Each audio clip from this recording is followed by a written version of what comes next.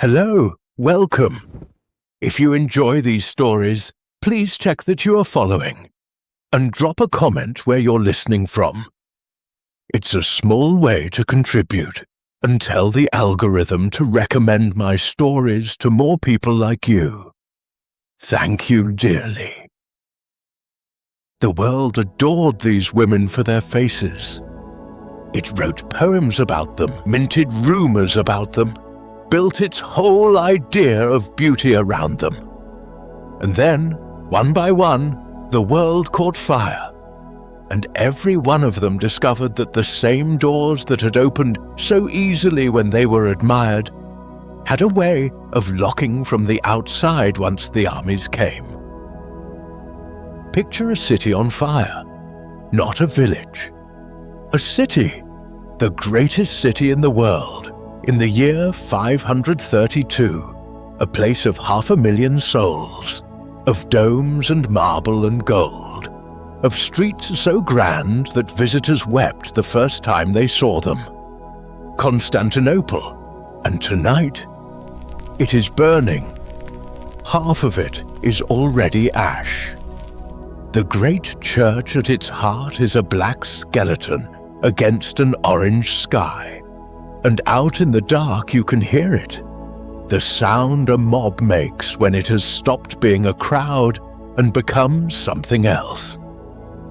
A single word chanted by tens of thousands of throats, rolling in off the streets like surf. Nika, Nika. Conquer. Win. Before this week is over, 30,000 people will be dead in these streets. Inside the palace, the most powerful man on earth is packing to run. The Emperor Justinian has a private harbor, and in that harbor there are ships, and on those ships his servants are loading gold, chest after chest of it, because the emperor has done the arithmetic of a frightened man. And the arithmetic says, flee. Live to fight another year. There's no shame in a strategic retreat. The door is open. The sea is right there. You can smell the salt of it under the smoke. And in the council chamber among the frightened men in their fine robes, there is a woman. She was not born to any of this.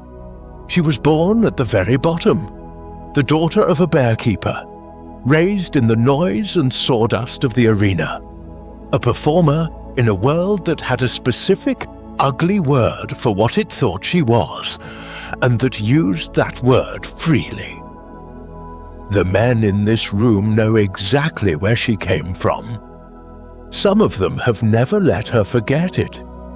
And now the city is burning, and the ships are loaded, and every powerful man in the empire is about to climb aboard and sail away from the wreckage of everything they built.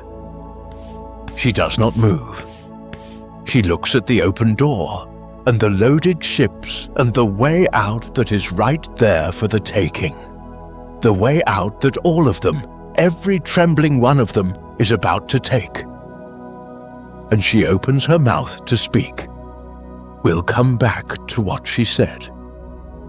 I promise you that. It's one of the most famous things anyone ever said in that 1,000-year empire, and we will be there in the room when she says it. But first, I want you to hold that image, the open door, and the woman who won't walk through it, because she is only one of them. Only one of 15 women, scattered across the whole map of history, who found themselves inside a war they did not start, a war they could not vote on, could not command, could not stop, and could not or would not leave. Some of them ran, some of them couldn't. One of them, at the very end of tonight, gets out clean, free and rich and unbroken on her own terms, and you are going to love her for it. But she is the last door. We have 14 others to open first. Welcome, Nightlings. This is Huxley. If you like listening or falling asleep to real stories that will reveal life's deeper truths, then this is the place for you. Consider subscribing and let the next story find you when you need it most. We are close towards a milestone for this little channel. 500 followers. It is not much, I know, but it is progress. And I cannot get there without your help. So, if you have thoroughly enjoyed one of my episodes, share it with a friend who needs it. Follow if you have not. It matters more than it should. Thank you. Now, find your softest pillow. Find the warm edge of the blanket. Let your shoulders drop. And let's begin. Let's begin in Korea, in the summer of 1593, on a stone terrace above a green river, in a country that has been bleeding for a year and a half. You may not know this war. Most of the West doesn't, which is one of the reasons I wanted to start here, in a corner of history we don't visit often enough. But at the time, it was one of the largest wars anywhere, on the face of the earth. In 1592, the warlord who had just finished hammering all of Japan into a single fist looked across the narrow sea at the Korean peninsula and decided it was merely the first stepping stone on a road that led all the way to the throne of China. He sent an army, a vast one, 150,000 men and more, carrying a weapon Korea had barely seen in numbers, the matchlock gun. They came ashore in the spring, and they moved north like a grass fire in a dry season, and within weeks they had taken the capital itself, a whole kingdom reeling backward in a single season. By the summer of 1593, that first shock had hardened into something worse, the slow, grinding, patient cruelty of a war that has settled in to stay. And it settled that summer with a particular hunger on a fortress town called Jinju. Jinju sat on the Nam River behind a great stone wall, and the year before it had done something almost no one else in that war had managed to do. It had won. A Japanese army had thrown itself against those walls and been thrown back, blooded, in one of the very few clean Korean victories of the whole war. And so the town became something more than a town.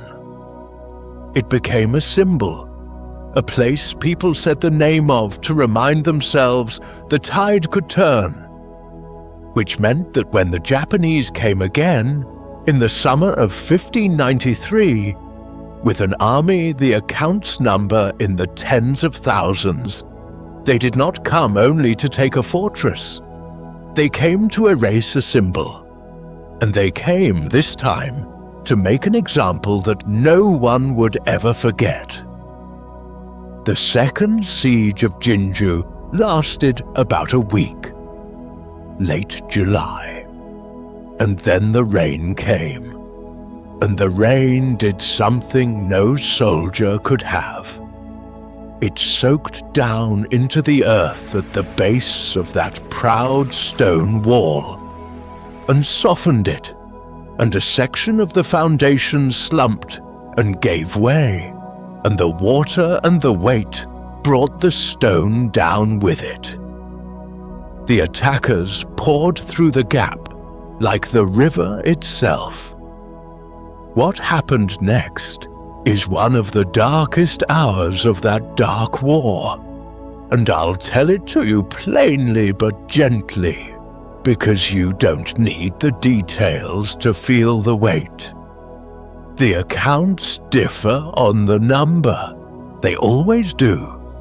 Some saying as many as 60,000 people died, soldiers and townsfolk together, though other records set it lower. And the true figure is likely lost forever in the smoke and the years. But every account agrees on the shape of it. The fortress fell. And the killing did not stop at the walls, and it did not stop at the soldiers. Now, I want to be careful here, the way I always try to be with you, because what I am about to tell you next is a story the Korean people have loved and honored for more than 400 years. And it is also a story where history and legend have grown together so tightly that we can no longer fully pull the two apart. I'll give you both. You deserve both. That's the only honest way to carry a story this old. Here's what we can say we know. In the ruins of the conquered city, the victors held a celebration. A banquet up on the terrace of a riverside pavilion called Courtesan. And you should picture it properly, because the beauty of the place is part of the horror of the scene. Courtesan is a lovely thing. Carved wooden pillars, a great tiled roof curving up at the eaves, the whole structure open on every side to the air, and the water built precisely so that people could stand there and admire the river running below. It was a place made for peace, and now it was full of the generals of a conquering army, drinking and feasting in the wreckage of the very city they had just put to the sword. Lantern light, the smell of smoke still hanging over everything, wine and laughter, and below it all, the sound of the Nam River moving in the dark. And at that banquet, moving among the officers, was a young woman named Nongai. She was a giseng. And to understand her, you have to understand that word, because it doesn't lay neatly over anything we have today. A giseng was an artist and an entertainer. She was trained from girlhood in music, in poetry, in dance, in calligraphy, in the whole subtle art of conversation, in the 1,000 small graces that made her welcome at the tables of powerful men. She was educated deeply in a society that educated almost no women at all. And she was also, and there is no softening this so I won't try, registered, bound to her station, present at the pleasure of men who outranked her in every single way the world bothered to measure. She was adored and she was disposable, both at once, and she knew it better than anyone. That was the trap she had been born into, long before any Japanese army came ashore. The gilding and the cage were the same thing. So think hard about what she is, standing on that terrace above the water. She cannot pick up a sword and drive out an army. She is one woman among conquerors. She cannot vote, cannot command, cannot rewrite a single line of the treaty that will be carved over her country's broken body. Everything the world will not permit her, power, force, arms, rank, is exactly what she would need to fight back with. The one talent it did let her cultivate, the one thing it prized her for, was her presence. The way a room turned toward her when she moved through it. The way a man's whole attention could be caught. and held and steered. Most of tonight's women will meet this exact moment, the moment where the one skill the world valued them for suddenly seems worthless against the machinery of a war, and each of them answers it differently. Nonge, on that terrace above that green water, looked at the single tool she had left in the world, and she decided, coldly precisely, what it was going to be for. I am not going to give you a scene of seduction, and not only because of the gentle rules I keep on this channel. I'm not going to give it to you because I don't believe that's what it truly was. I think it was something colder and braver and lonelier than that. I think it was a woman doing arithmetic. She could not save Jinju. Jinju was already gone. She could not raise the dead out of those streets below. But she could perhaps take one thing away from the men who had done it. She could make her beauty. The very thing that had labeled her and owned her and dismissed her all her life cost the conqueror something he would never expect to pay. The legend. And now we step over the line into the part that first appears in a collection of tales set down a generation later, around the year 1621, and does not appear in the official court annals of the time, which is exactly why I'm flagging it for you so carefully. The legend says that Nongai drew one of the Japanese generals away from the noise of the banquet, out toward the edge of the terrace, to the very lip of the rock, where Chokseongnu hangs over the Nam River, and the water runs deep and fast and dark below. They say she had ringed every one of her fingers, rings on all 10, so that once her hands were locked together, they could not easily be pulled apart. And they say that at the edge of that cliff, with the river roaring below her and the banquet roaring behind her, she put her arms around him, and she locked her ringed fingers at his back, and she did not let go. She leaned her weight backward, out over the drop, and she took him with her, off the rock, down through the dark, into the river, and neither of them ever came up. One woman, one enemy general, a trade she made with her own life in the space of a single breath. Did it happen exactly like that? I have to be honest with you, the way I'd want a person to be honest with me. The massacre is real. That is carved into the record in blood and needs no legend to prove it. But the leap comes down to us through story, written later, cherished and polished and repolished across 4 centuries by a grieving nation that needed, out of all that horror, one image of defiance to hold on to. Maybe it happened just exactly so. Maybe it grew, the way these things grow, around some true seed we can no longer dig back down to. What I can tell you for certain is what the Korean people decided to do with her. They built her a shrine on that rock. They gave her a title of honor. They named the stone itself after the deed, the Rock of the Righteous Woman. And they honor her there to this day, every year, without fail.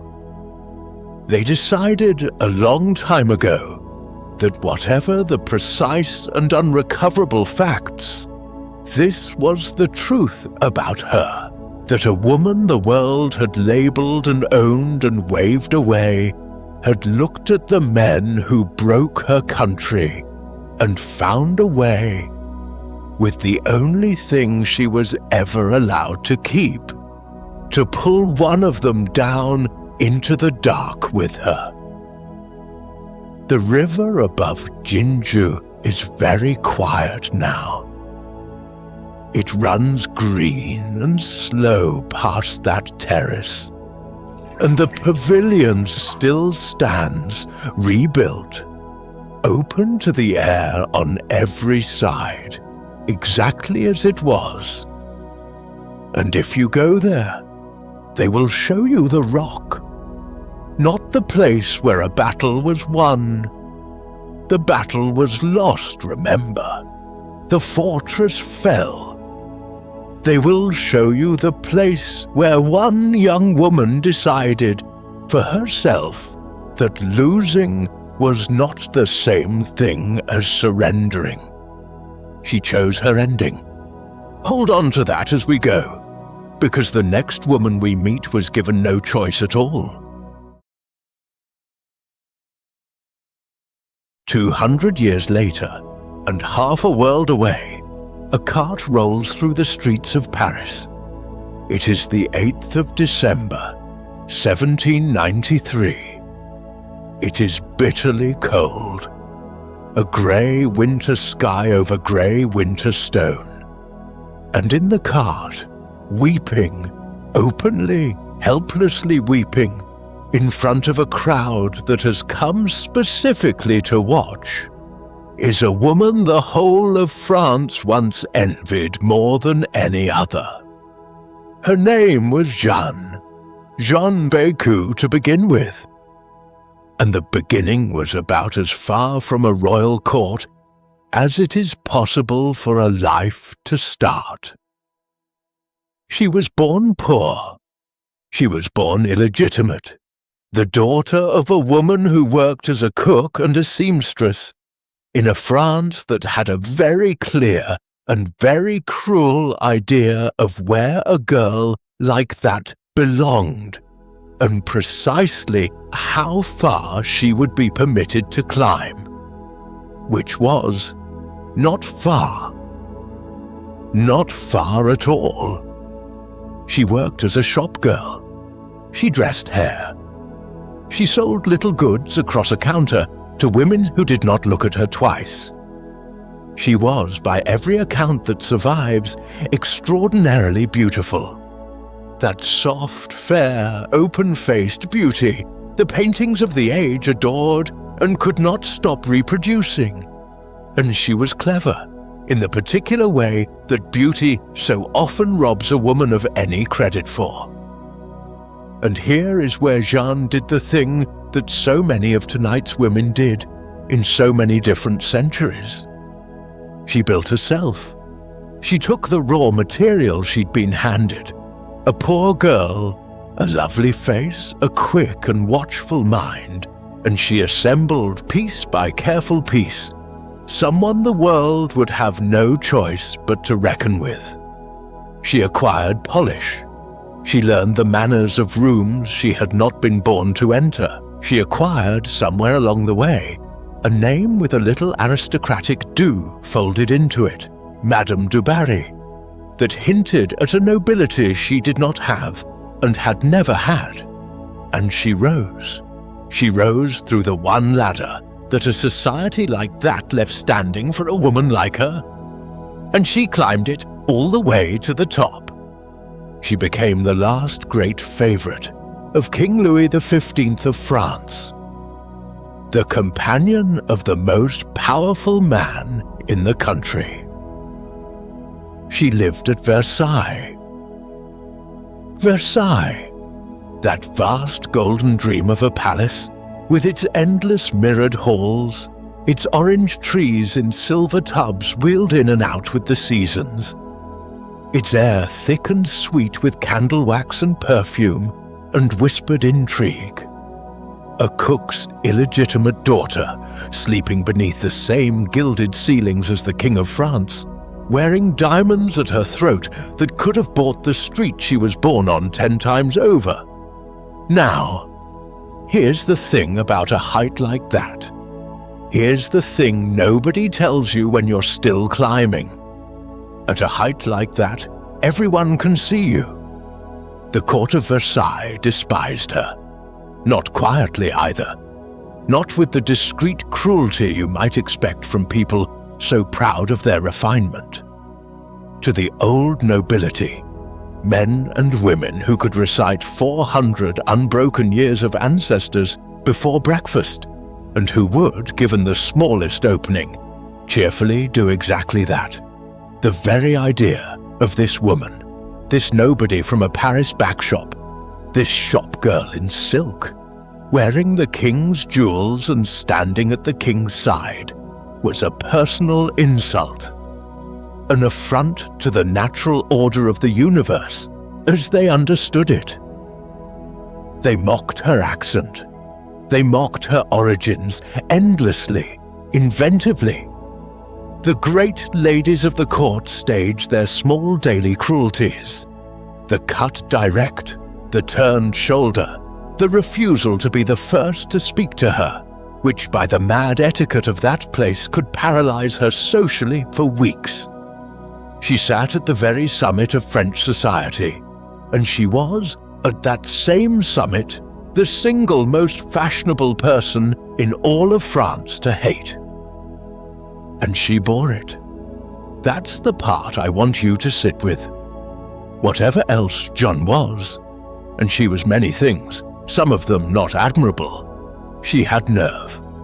She held her place in a room full of people praying nightly for her downfall, for years, on nothing but her own composure and the affection of an aging king. That takes a spine most of her mockers never had to grow. But affection is not armor. When Louis XV died, the protection died with him in the same hour. She was pushed out of Versailles, sent away from the court into a comfortable but watchful retirement. And she really genuinely might, have lived out a long, quiet, gilded old age on the fortune she'd been given, in a beautiful house at Louveciennes, just outside Paris, forgotten by history and perfectly safe. Except that history had entirely different plans for France. Because while Jeanne was arranging her gardens and hanging her paintings, the ground was shifting under the whole kingdom. Something enormous was coming, something that would not care in the slightest about her gardens. The revolution was on its way. And when the revolution came, it came looking for symbols. That was the terrible, remorseless logic of the terror. It did not only punish what you had done, it punished what you represented, what your existence stood for in the great morality play the revolution was staging for itself. And Madame du Barry represented the old dead world completely, perfectly, almost too perfectly to be believed. The mistress of a dead king. Diamonds paid for by a bankrupt crown while the poor went hungry in the streets she'd been born in. The living, breathing portrait of every single thing the revolution had risen up to burn down. She had committed no crime that any fair court in any fair age would recognize as a crime. It did not matter. It did not matter at all. Her whole life was the crime.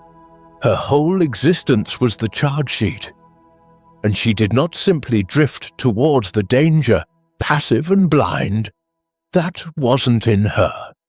She fought it cleverly, the way she'd fought for everything her whole life.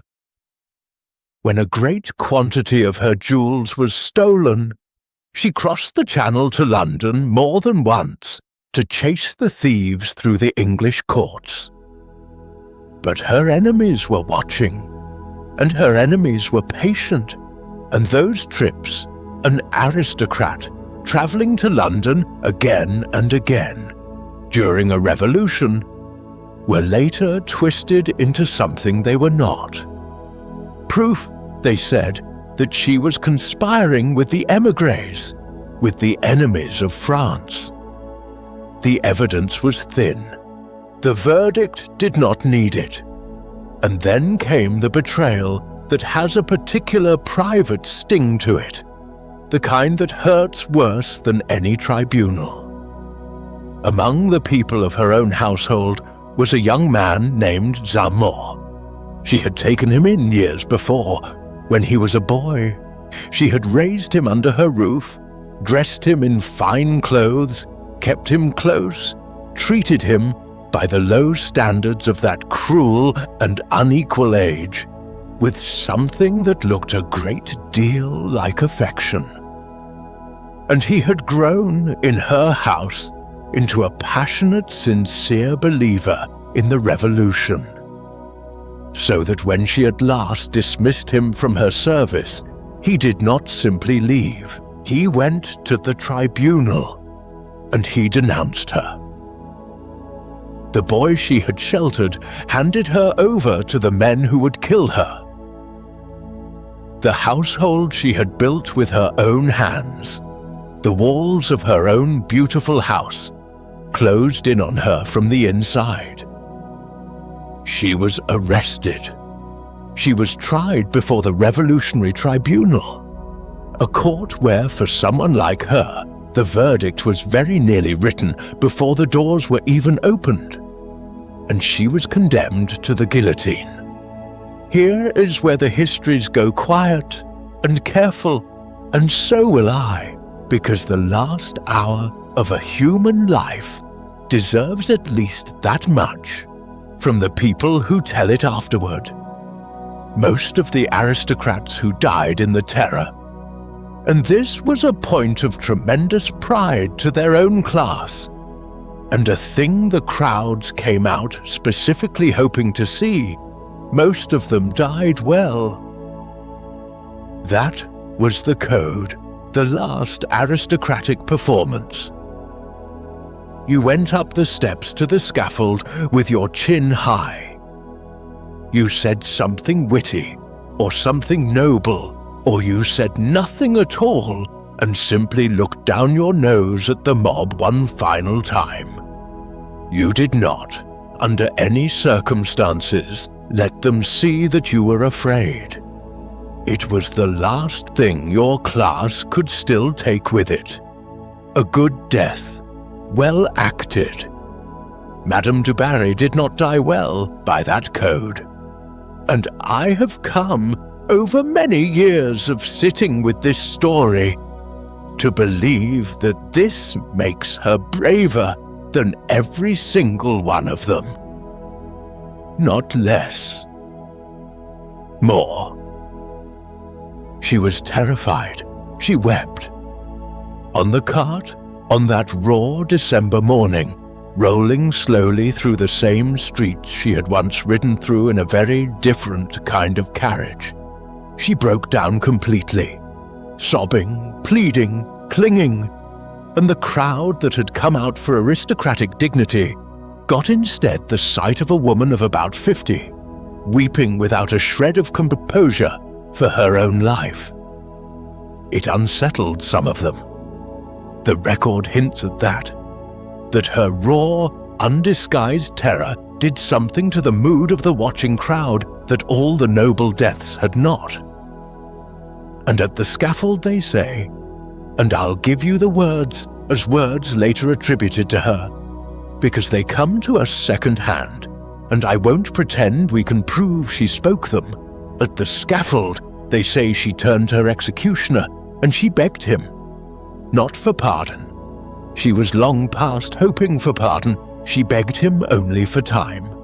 One more moment, she is supposed to have said. One more moment, executioner. Just a little one. I have thought about that line for a very long time, because everyone around her was performing courage, and Jean, at the end, was doing something much more honest and much more human and much harder to watch. She was a woman who had clawed her way up from absolutely nothing, who had loved being alive with her whole grasping, hungry heart, who loved the world and the light and the next minute of it and the minute after that, and she was not going to pretend she didn't, just to give the crowd the good show they'd paid for with their mourning. She wanted one more moment, and well, don't we all? Every one of us, at the very end, would want exactly that. One more moment, just a little one. They did not give it to her, a poor girl who built herself into a legend with nothing but her face and her nerve, and who was destroyed in the end not for anything she had done, but for everything she had been. Nongay chose her ending, on that rock above the river. Jeanne was given no choice at all. Her ending was chosen for her, by a country that had simply decided it needed someone to punish, and found her convenient. But I opened tonight with a woman who was handed the very same trap as both of them. The fire, the loaded ships, the wide open door, and who did something neither Nongay nor Jeanne was ever given the chance to do. It is time I kept my promise to you. It's time we went back into the burning city. And this time, we stay. This time, we hear what she said. Her name was Theodora, and before she was an empress, before she was the steadiest nerve in a burning palace, she was, in the eyes of Constantinople, about as low as a person could be born, and still be counted a person at all. Her father kept the bears. That was the family trade. He was a bear keeper for one of the great chariot racing factions, the teams that the whole city lived and died for, the way whole cities today live and die for a football club, only more so, more violent, more political, more total. And when her father died young, the family was left with nothing. 3 little girls and a mother, and no protector in a city that ate the unprotected alive. So the mother did the only thing she could. She dressed her small daughters up, and she sent them out in front of the roaring crowd of the racetrack to beg for a new protector. That is Theodora's first appearance in history, as far as we can reconstruct it. A frightened little girl, paraded before a stadium, being used because she was beautiful and because there was nothing else to sell, to move a crowd. She grew up in that world, the world of the arena, the stage, the performers, a class the respectable people of Constantinople looked down on with a contempt that was written into the actual law. Performers could not marry above their station. They had almost no standing in the courts. And a performing woman, specifically, carried a reputation the whole city assumed it already knew everything about. And our main source for her early life, a court insider named Procopius, spent pages upon vicious pages making sure history would assume the very worst. I'll be honest with you about him, because it matters. Procopius hated her and wrote a secret book dripping with slander about her origins that people quoted for centuries. So when I tell you the city thought of her as the lowest of the low, I'm telling you what her enemies worked very hard to make sure you'd think. Hold that in one hand, because in the other hand, hold this. That same girl, with no rank, no fortune, no family, no protection, and a name the respectable classes said like a dirty word, was, underneath the beauty everyone was so busy judging, one of the sharpest political minds the Roman world would produce in 1,000 years. And she was about to prove it in a way that no amount of slander could ever erase. Somewhere in her 20s, Theodora left the stage. The accounts of what she did in those years are thin and hostile, so I'll leave the gossip where I found it. What matters is who she was when she came back to Constantinople. A woman transformed, composed, watchful, done with performing for crowds. And it was then that she met the man who would change the map of her life. His name was Justinian. He was the nephew and heir of the reigning emperor. He was the most eligible man in the empire, and he fell for her completely and for good. There was only one problem, and it was written into the law of the land. A man of senatorial rank was forbidden to marry a former performer. The law existed specifically to keep women like Theodora out of rooms like the one she was about to walk into. So Justinian did something extraordinary. He had the law changed. He persuaded the old emperor to rewrite the statute, to carve out a path that had never existed so that he could marry her. And he did marry her.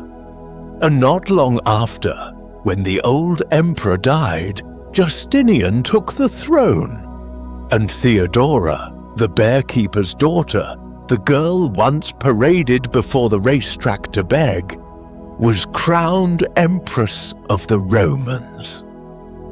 Co-ruler in every way that mattered of the greatest empire on earth. Now, here's what the world expected of a woman with that history, lifted that high.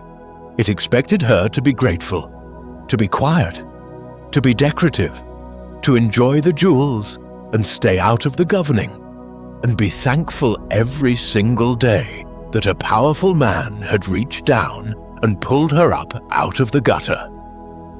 That is not remotely who Theodora turned out to be. She governed, openly and with an iron grip. She had her own faction, her own agents, her own foreign policy that sometimes ran directly counter to her husband's. She received ambassadors.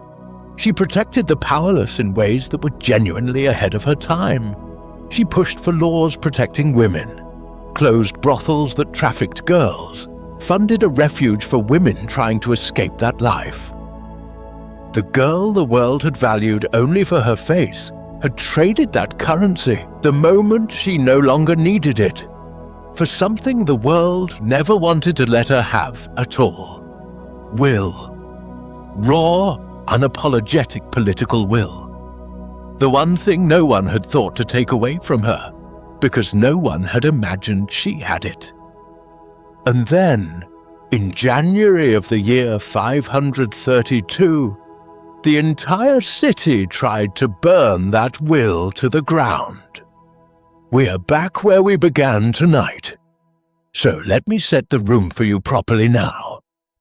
The trouble started, as trouble in Constantinople so often did.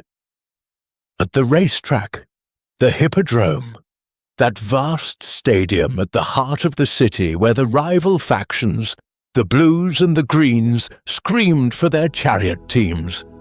Ordinarily, the factions hated each other, but that January, over a tangle of grievances, executions gone wrong, taxes, a government the people had come to resent, the Blues and the Greens did the one thing the government feared most. They united, and their chant stopped being the name of a chariot team and became a single word aimed at the throne itself. Nika, conquer, win. For a week, the mob owned Constantinople. They burned, they looted. That black skeleton church I showed you at the start, the great cathedral, went up in flames along with half the city centre, and it stopped being a riot. It became a revolution. The crowd dragged out a nephew of a former emperor and began to crown him then and there in the Hippodrome as a rival emperor to replace Justinian. And inside the palace, Justinian and his council did the math, and the math said run. This is the scene I opened on. The ships in the private harbour, the gold being loaded aboard, the most powerful men in the empire, pale and sweating, agreeing with each other in low voices that the only sane move left was flight. Sail across to safe territory, keep your head and your treasury, and try to take the throne back some other year. It was honestly not a foolish plan. It was a survivable plan. The door was open, the sea was right there, and Theodora sat and listened to all of it. The empire's greatest men, one after another, talking themselves into running away. And then she asked to speak. Now I have to give you the same caution I gave you for Nongai, because I would rather you trust me than dazzle you. What she said that day comes to us through Procopius, the same court writer, this time in his official history. And he was not sitting in the room with a transcript. Ancient historians composed the speeches in their histories. They gave you the sense and the fire of what was said, shaped in their own words. So take this as the paraphrase it is. But understand that even her enemy, even the man who slandered her everywhere else, could not bring himself to give this moment to anyone but her. She told them, in essence, that she did not share their view, that she knew the old saying, that royalty makes a fine burial shroud, and that if they wanted to run, well, there was the sea, there were the ships, there was their money. Nothing was stopping them. But for her part, she would stay. She would not take off the purple. She would not live to see the day she was not called empress. If Justinian wished to save himself, he could. The money was ready, the boats were waiting, life was sweet. But she intended to stand. The purple, she said, makes a fine shroud. Sit with the nerve of that. The bearkeeper's daughter, the beggar girl, the performer, the woman every man in that room technically outranked by birth, had just in effect called the emperor of the Romans and his entire council a pack of cowards, and told them she'd rather die an empress than live a fugitive. And here is the wry little truth of it, the thing that makes me smile even now. She was right, and they knew she was right, and it was faintly ridiculous that it took the lowest-born person in the palace to find the spine that all those blue-blooded senators had left at the harbour with their luggage. They stayed. That was the whole hinge of it. Her words shamed the room, and the room stayed. And Justinian's generals, no longer planning an escape, planned a response instead. They moved on the Hippodrome, where the mob had gathered to crown its rival emperor, and they closed the exits, and what happened inside was terrible. 30,000 dead by the old count in a single afternoon. I won't dress that up. The reckoning that saved the throne was a massacre, and it's part of the truth of her too, but the throne held. Justinian reigned for decades more. Decades that gave the world the greatest church of the age rebuilt from those ashes, a rewritten code of law that still runs in the veins of half the world's courts, an empire pulled back from the very lip of the grave. All of it, every bit of it, resting on one afternoon when a woman the world had written off as a pretty nobody looked at an open door and a waiting ship, the exact escape that Jean would have wept for, the exact choice Nonguet never had, and said simply no. Nonguet chose her death. Jeanne was denied any choice. Theodora, given the same trap, chose to stay and win. 3 women, 3 doors, 3 different answers. And we are only getting started. Before we step further, though, let me steal one small moment of your night, because a woman who refused to run deserves a host who's brave enough to ask you for a little something. Nightlings, I'll tell you where I'm sitting tonight. In my old chair by the window, a blanket over my knees, the lamp turned down low, the way I like it when the stories get this old and this close. That's me. Now I'd love to know where you are, because this quiet channel of ours is creeping up on 500 followers, which I know is not a large number in the grand scheme of this enormous, noisy world. But it's real progress, and I'll be honest with you, I could use your help getting there. So, if one of these stories has ever kept you company on a hard night, here's what would mean the world to me. Share your favorite episode with a friend who can't sleep either. Leave the show a rating, if the app you're using lets you, and drop me a comment. Tell me where you're listening from tonight, your town, your country, the shape of your dark. Or tell me the one figure from history you can't stop thinking about. It only takes a moment, and every one of those little signals tells the algorithm to carry us to more people exactly like you. More nightlings out there in the dark who just haven't found us yet. Thank you, truly.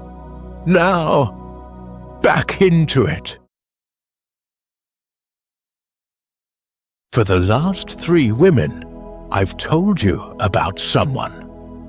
Let me try something different now, because our next story doesn't belong to one woman whose name survives. It belongs to a whole world of women in a walled district of old Japan. And the truest way I know to give it to you is to set you down inside it. So let the room go soft for a moment. Let me carry you somewhere. You are in Japan.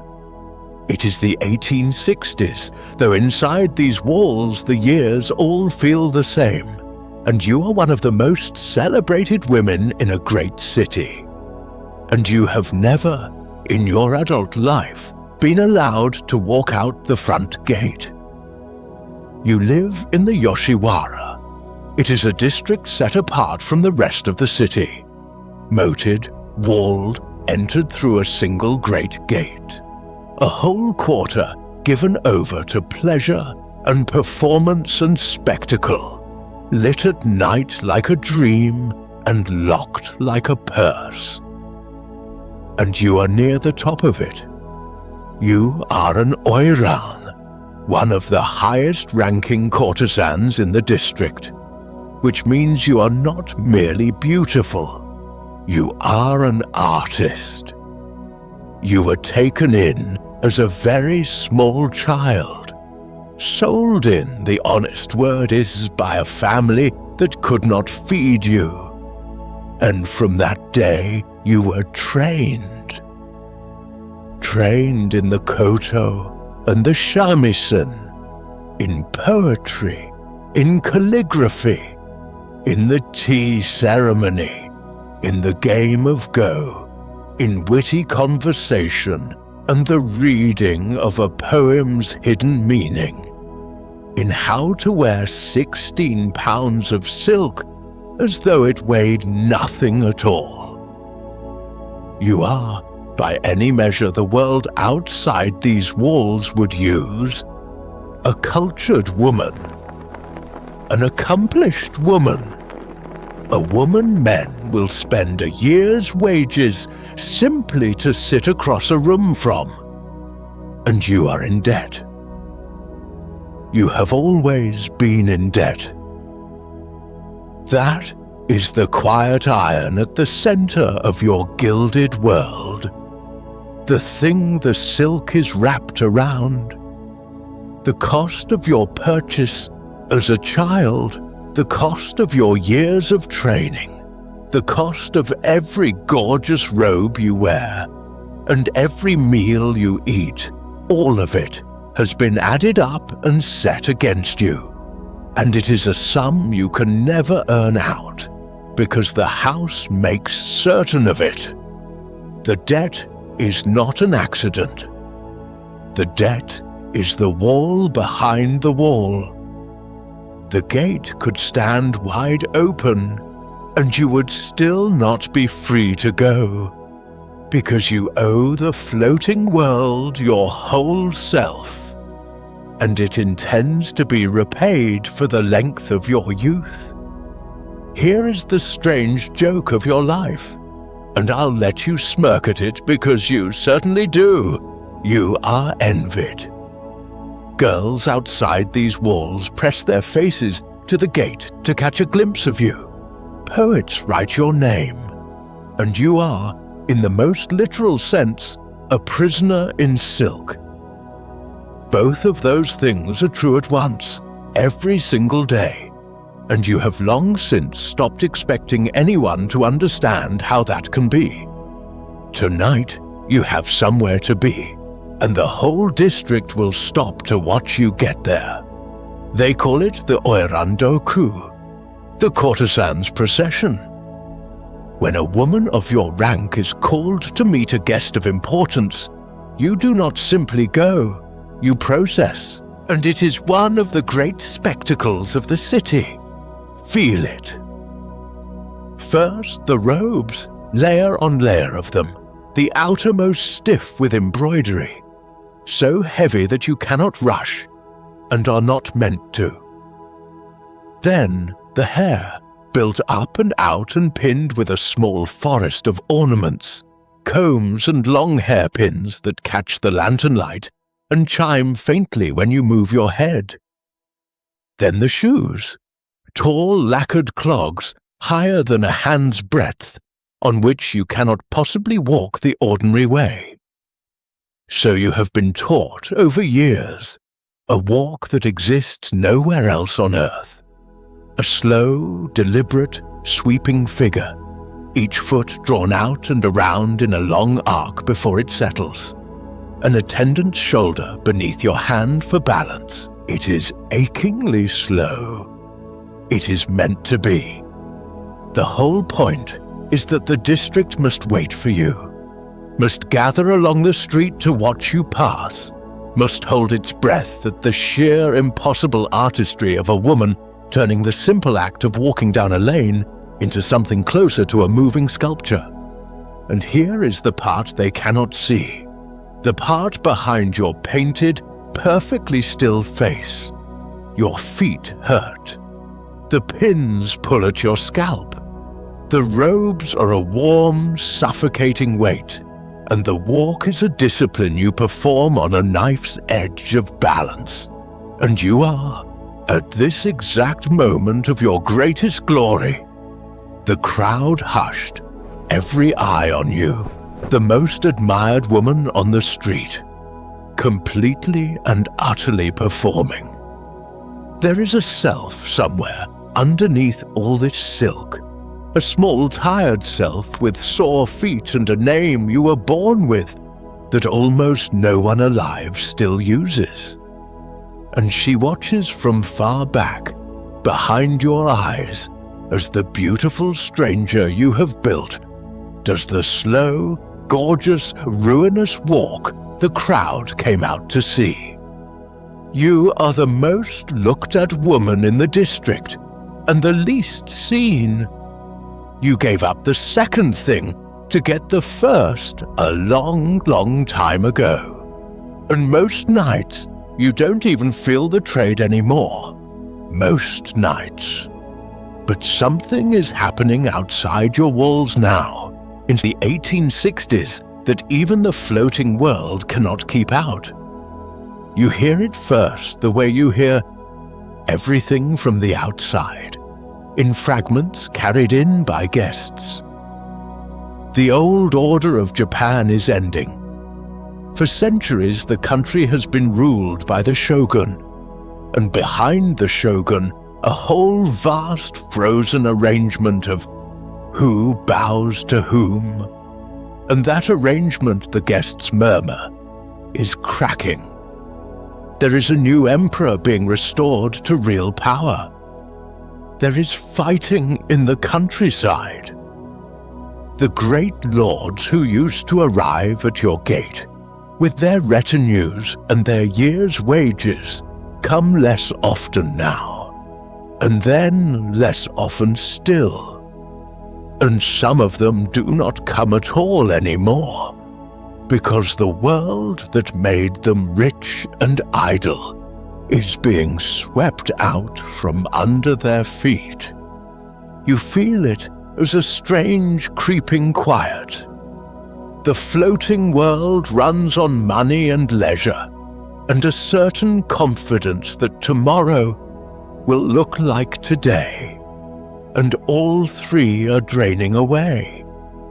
The lanterns still light, the processions still process, but there is less laughter in the tea houses and more empty rooms, and the older women who run the houses have a new tightness around their eyes. And I will tell you the thing that sits underneath the whole district, the thing you have always known and rarely say. Out beyond the far edge of the Yoshiwara, there is a temple. The people of the district have a bitter nickname for it, the Throwaway Temple. Because when a woman of the floating world died, and many died young of illness, of exhaustion, of the hard arithmetic of that life, and if she had no family to claim her and no money left to her name, she was not given a grave of her own. She was carried out and given over to that temple, wrapped in nothing but a mat, and laid with the others. Tens of thousands of them, across the years. Women the whole city had admired, and written poems about, and pressed their faces to the gate to see, and then, at the end, simply thrown away. That temple is the honest edge of your beautiful world. You have always known it was waiting, and now the world that built the walls around you is itself coming down. And within a few short years, the law itself will change, and the old system of bound and indentured women in the floating world will be officially swept away. Freedom of a kind is coming toward you out of all this chaos. And I will not lie to you and call it a simple gift, because it does not feel like one from inside your silk. It feels like the ground going soft. Because a cage is a terrible thing. but it is the only thing you were ever taught how to live inside. And when it dissolves, it does not hand you a map. It just opens onto a country you were never allowed to learn. You stand in your beautiful heavy robes in the middle of a world coming apart, admired, indebted, and about to be the strangest word, a word you've never once been permitted to feel, free, and you have no earthly idea what that word is going to cost, or what on earth you are supposed to do with it. Let's leave her there, in the doorway of her dissolving world, because she deserves to stand in it a moment without me narrating her out of it. And let's go find a woman who built her own walls on purpose and dared the collapsing world to come and take them. Come with me now to Spain, but a Spain you may not recognize. Not the Spain of cathedrals and conquistadors, but the Spain of a few centuries earlier, when the southern half of the peninsula was Al-Andalus, one of the most dazzling civilizations on earth. And its jewel was the city of Cordoba, streets lit at night, when much of Europe sat in the dark, libraries with hundreds of thousands of volumes, running water, public baths, poets and philosophers and astronomers, a place where three faiths lived, tangled together in the same brilliant, quarrelsome city. And into the ruling family of that city, around the year 1000, a daughter was born. Her name was Walada. Her father was al-Mustakfi. That was his regnal name when he briefly held the title of Caliph, the Umayyad ruler of Cordoba. So Walada was, quite literally, a princess, a caliph's daughter, raised in the palace, at the very top of one of the most sophisticated societies of the medieval world. And she was, by temperament, entirely ungovernable, in the best possible way. Because here is what Walada did with her position when her father was gone and the palace was hers to use as she liked. She did not marry, not ever, though she could have married anyone. Instead, she opened the doors of her home and made it a salon, a gathering place for poets and thinkers and the sharp-tongued and the brilliant, where verse was traded and reputations were made and unmade over an evening. She taught. She gathered other women, including women of humbler birth, and educated them in poetry and letters. And she wrote her own verse and recited it, and she was good enough that lines of hers survived the fall of her entire civilization to reach us here, tonight, 1,000 years later. Some of her surviving lines are tender, some are proud, and some are so sharp they could still draw blood. She did not suffer fools, and she made sure the fools knew it in rhyme. She lived, in short, exactly as she pleased, in a time and place where a woman living exactly as she pleased was a small daily act of defiance. And the beautiful thing, the thing I want you to feel as we sit here, is that, for a good long while, she got away with it. In the middle of tonight's long parade of traps and closing doors, here is a woman who simply built a room she liked, filled it with people worth talking to, and refused, politely and firmly, to be anyone's anything. Every good salon has its love story, and Walada's is one of the most famous in all of Arabic literature, because both of the lovers were poets, which means we get to hear both sides, and both sides are magnificent, and it ends, as these things do, in glorious ruin. His name was Ibn Zaydun. He was one of the greatest poets Al-Andalus ever produced, and he fell for Walada, and she for him, and for a while, the verse they traded was all longing and moonlight and the ache of waiting for the other to arrive. It is genuinely beautiful writing, the kind of love that people were still reading about and sighing over 1,000 years later. And then it soured the way it does. There was jealousy. There was, the poem's hint, a rival, and a wounded pride, and an accusation, and a slammed door. And here is where Walada shows you her teeth, and here is where you get to grin, because the woman did not weep quietly into her sleeve. She picked up her pen, and she destroyed him with it. She wrote verse, mocking him, his conduct, his character, and, with a precision that must have been mortifying, his supposed interest in the company of pretty boys as well as women. She turned the full force of her wit on the great poet who had wronged her, and she carved him up in public, in meter, for everyone to enjoy. He wrote aching masterpieces about losing her. She wrote epigrams that made the whole city laugh at him. I know which of them I'd rather have had as a friend, and which as an enemy, and so, I suspect, did he, far, far too late. That was Walada, tender when she chose, and armed at all times.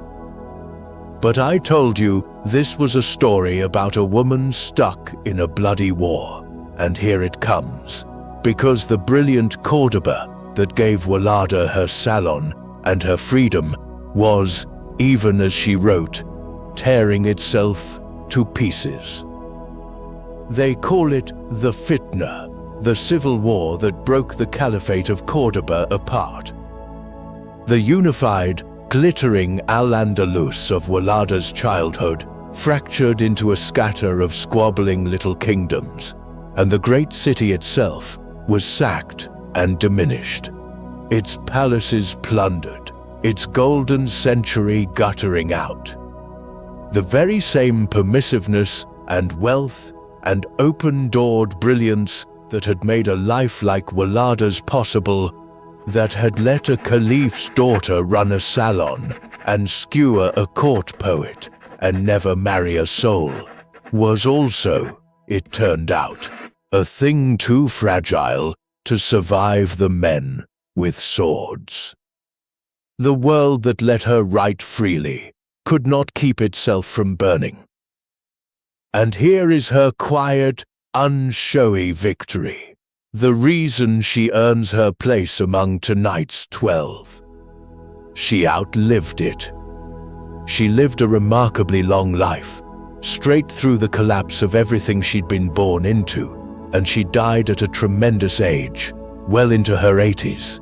Some accounts say around the year 1091, still unmarried, still independent, still, as far as any record shows, entirely her own.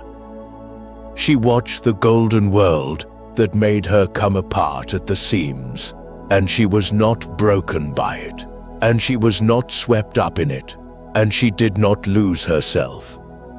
She simply kept being Walada until there was no more time left to be it in. Most of tonight's women had their traps sprung on them from the outside. Walada is the one who looked at the collapsing world, built herself a room inside it with her own 2 hands, and dared it to come in. It never quite did. In a night this full of closing doors, hold on to the one woman who kept hers open, on her own terms, right to the very end. But the next door does not open onto a salon. It opens onto a city that has decided it needs someone to blame, and this time I'm going to set you down inside her skin and let you feel exactly what that's like.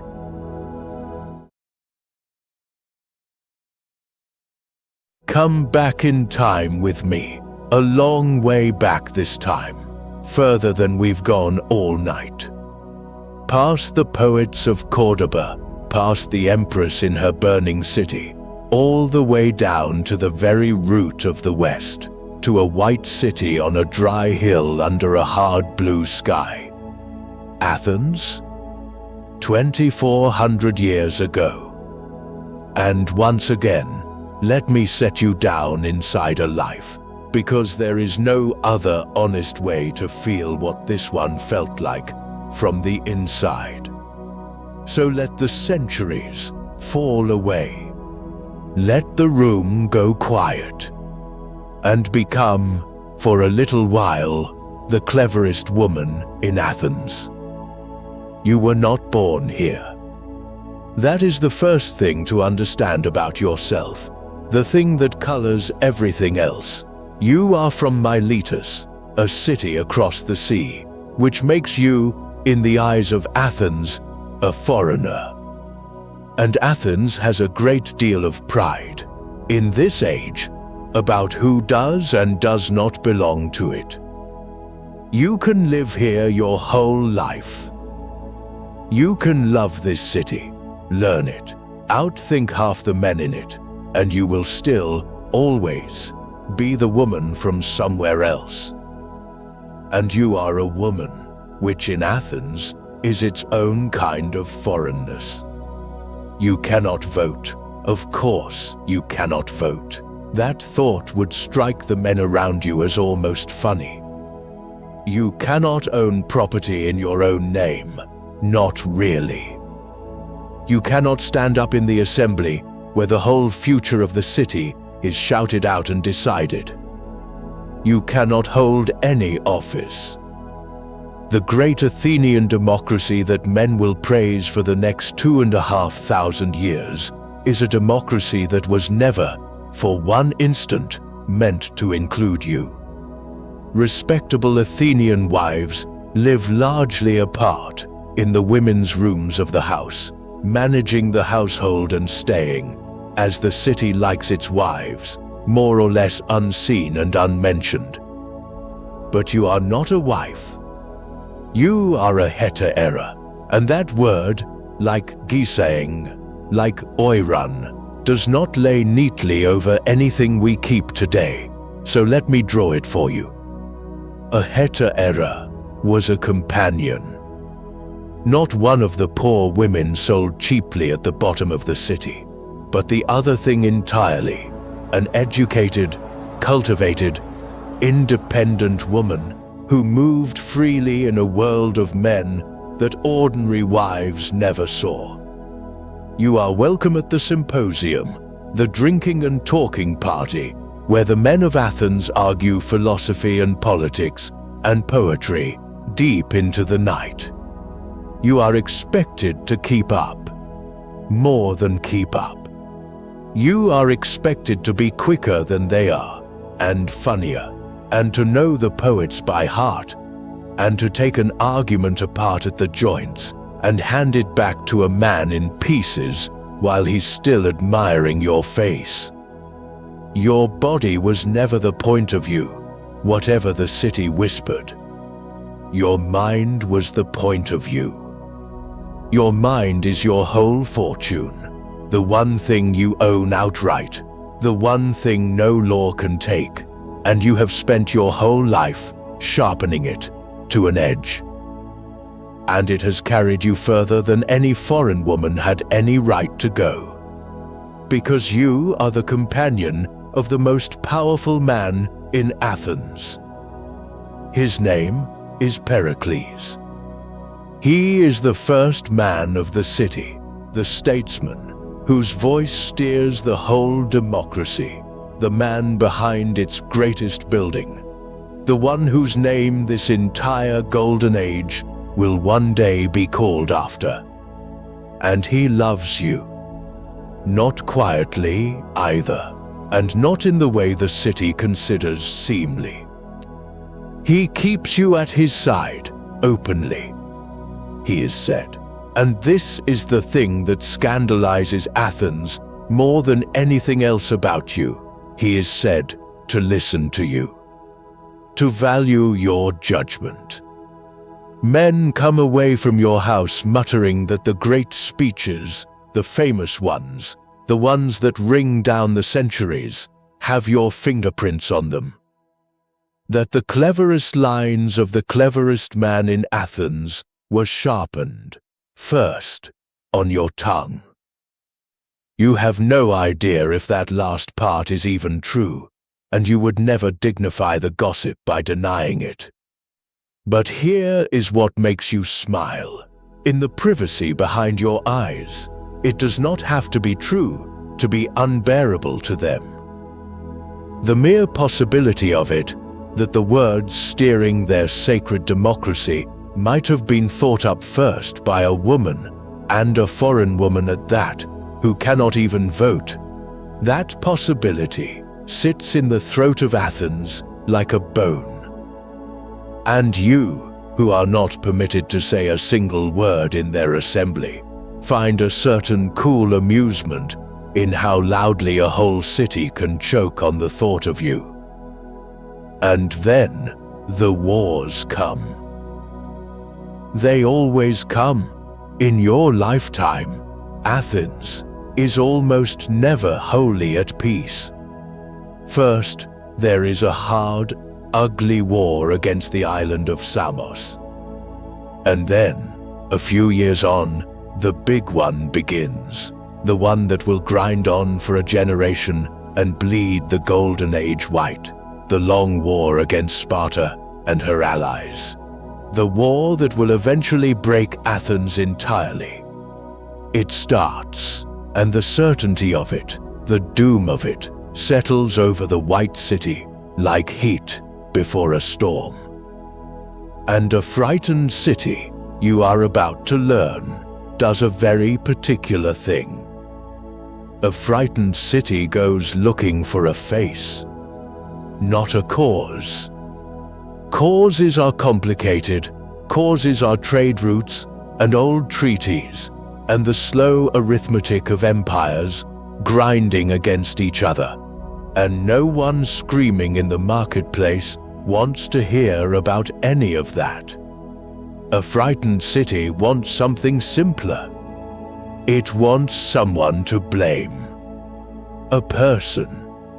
Ideally a person it already resents. Ideally a person who cannot fight back. And there you are. Foreign. Female.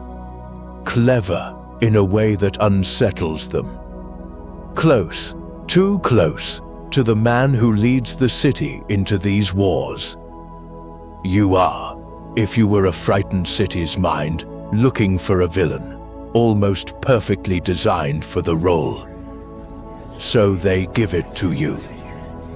It is the comic playwrights who do it, mostly the men who write the raucous, savage comedies, performed before the whole assembled city, plays where nothing is sacred, and the biggest names in Athens are dragged across the stage and mocked by name in front of thousands.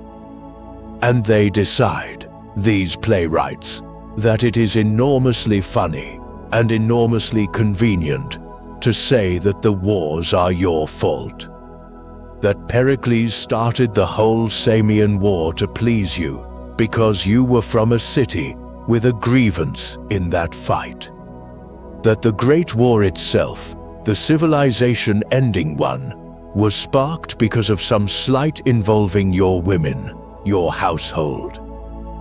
They say it broadly, crudely, for the laugh, and the crowd roars, because it is so much easier to laugh at a foreign woman than to sit with the unbearable truth that the war is nobody's fault and everybody's, and that it is going to take their sons regardless. And you have to stand inside That is the part I want you to feel, here in the dark, safe in your bed while it can't touch you. Not the drama of a trial, the daily weight of it. You walk to the market and you hear your own name used as a punchline before you've bought the bread. You hear it said in the street, the way a curse is said, flung sideways, half laughing, a woman spitting it at you over a stall of figs because her husband is at the war and she needs this to be somebody's fault, and you are the somebody the poets handed her. You are the face of a catastrophe you could not have caused if you tried. You had no vote to cast that could have stopped it. You had no office, no army, no voice in the assembly.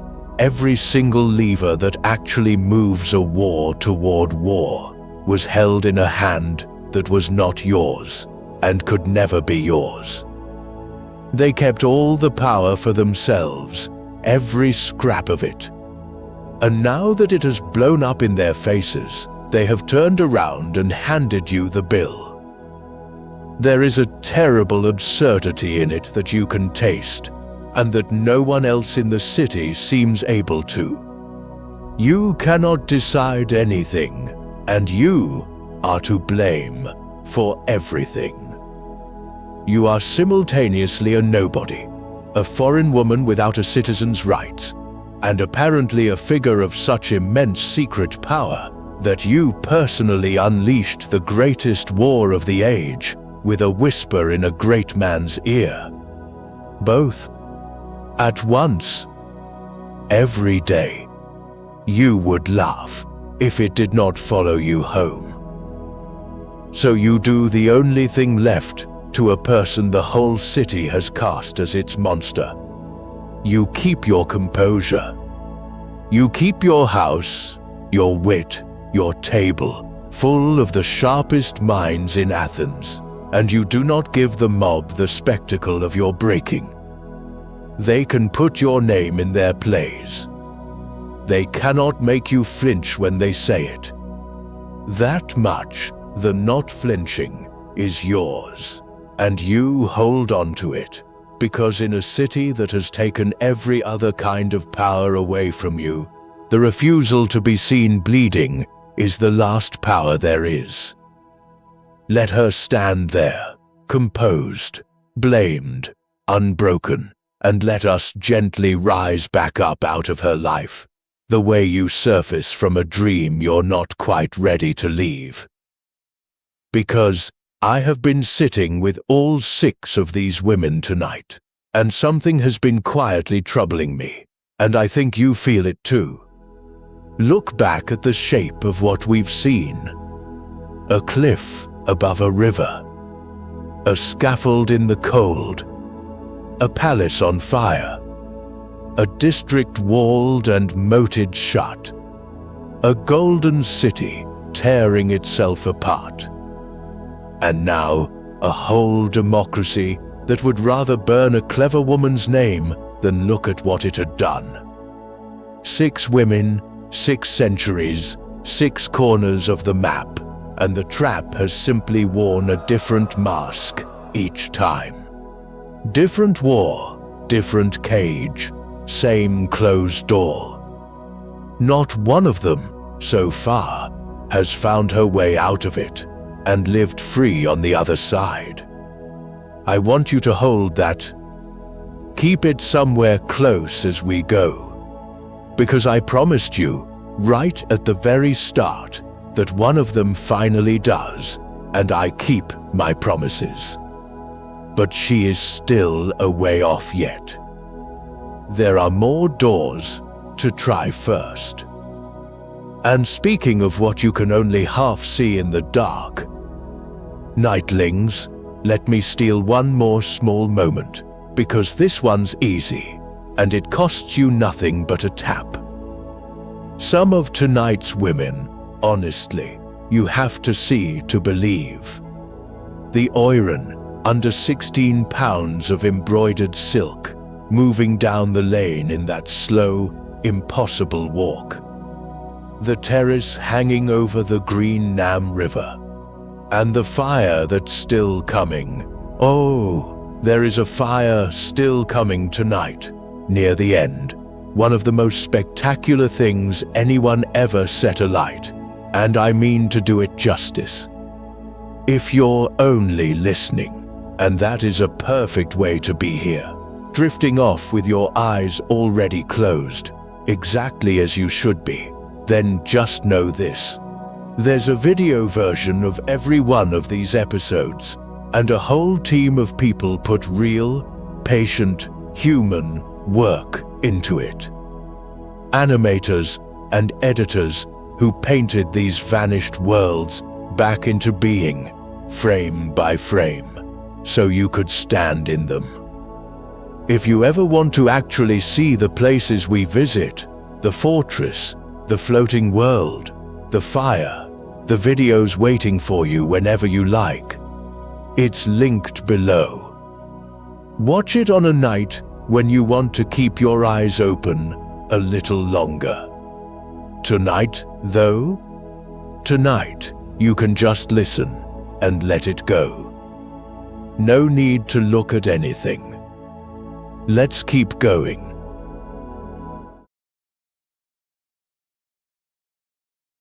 After all that, after the cliff and the scaffold and the blamed, unbroken woman in Athens, I think you have earned someone a little lighter.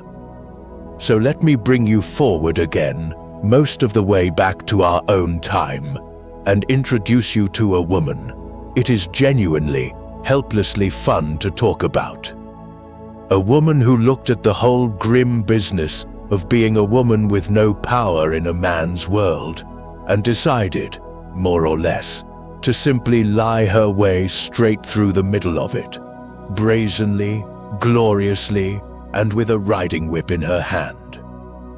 Her name, her real one, the one she was born with, was Eliza Gilbert. And she was Irish. Born in Ireland, raised partly in India and Scotland, the daughter of an army officer, an ordinary, respectable, entirely unmysterious beginning. Eliza Gilbert was going to be handed the ordinary life that women of her time were handed. An early marriage, arranged more or less for her to a suitable man, and a slow, quiet fade into being somebody's wife in a garrison town at the edge of the empire. She tried it, in fact. She married young. It did not take. And Eliza Gilbert looked hard at the narrow little road the world had laid out in front of her, and she stepped off it, and did something that in the 1840s took a truly outrageous quantity of nerve. She killed Eliza Gilbert. And out of the ashes, she invented Lola Montez. Not just a stage name, a whole person. Lola Montez, she announced to the world, was a Spanish dancer. Exotic, fiery, noble-blooded, trailing a dramatic and slightly tragic Iberian past. She had, in truth, no Spanish blood whatsoever. She was an Irish woman with some dancing lessons and an accent she manufactured on purpose and maintained by sheer force of will. And when people doubted her, when critics sniffed that this Spanish dancer's dancing was really not very good, and that her Spanish was even worse, Lola did not blush and confess.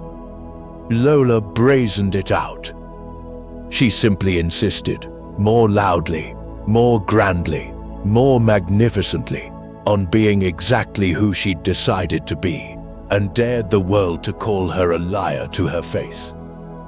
And here is the thing that makes me grin every time. The world, by and large, didn't quite dare. because she committed to the part so completely, with such total shameless conviction, that it became easier for everyone around her to simply play along.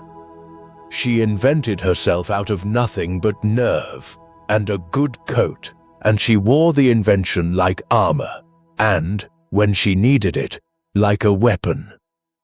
There are stories, well-attested ones, of Lola Montez producing an actual horsewhip on people who insulted her. This was not a woman who fainted onto a chaise longue, say. This was a woman who reinvented her entire existence by force, and then defended it, if necessary, at whip's length. You cannot help but love her a little. I certainly do. After a whole night of women trapped by the cages, the world built around them, here at last is one who looked at her cage, laughed, and simply drew herself a different door on the wall in bright paint, and then, astonishingly, walked through it. That door led her, eventually and improbably, to a throne room in Bavaria.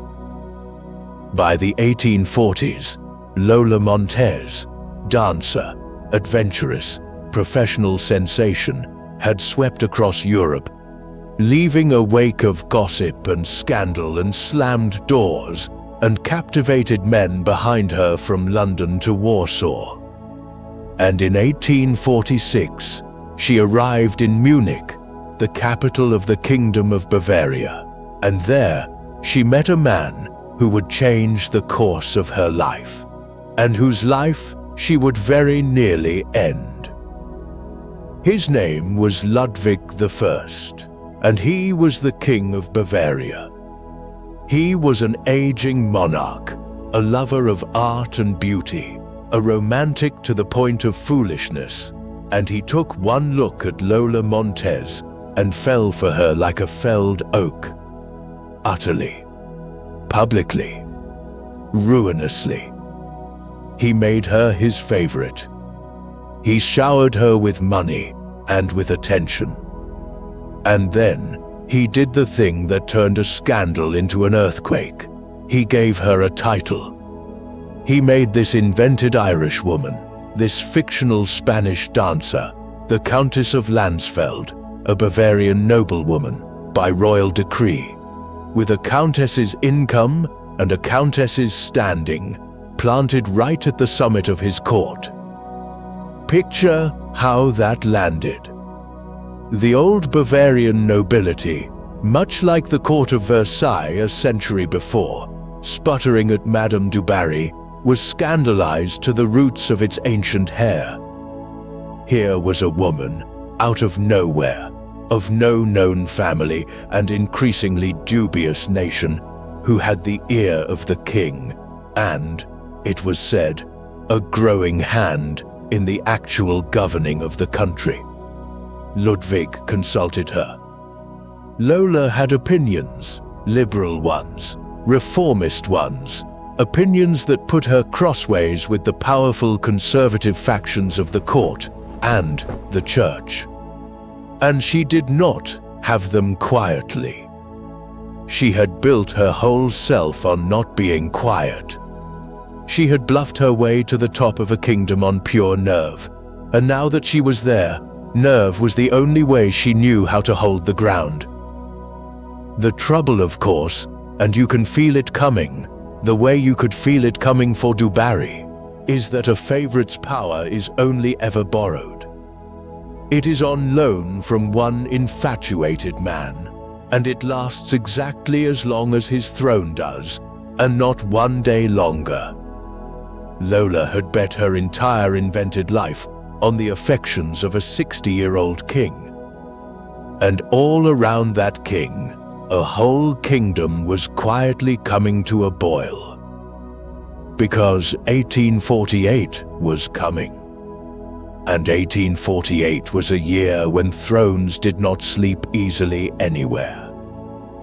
It swept across the whole of Europe like a fever, a great continent-wide wave of revolutions, uprising after uprising, people pouring into the streets, from Paris to Vienna to Berlin, demanding reform, demanding representation, demanding an end to the old order.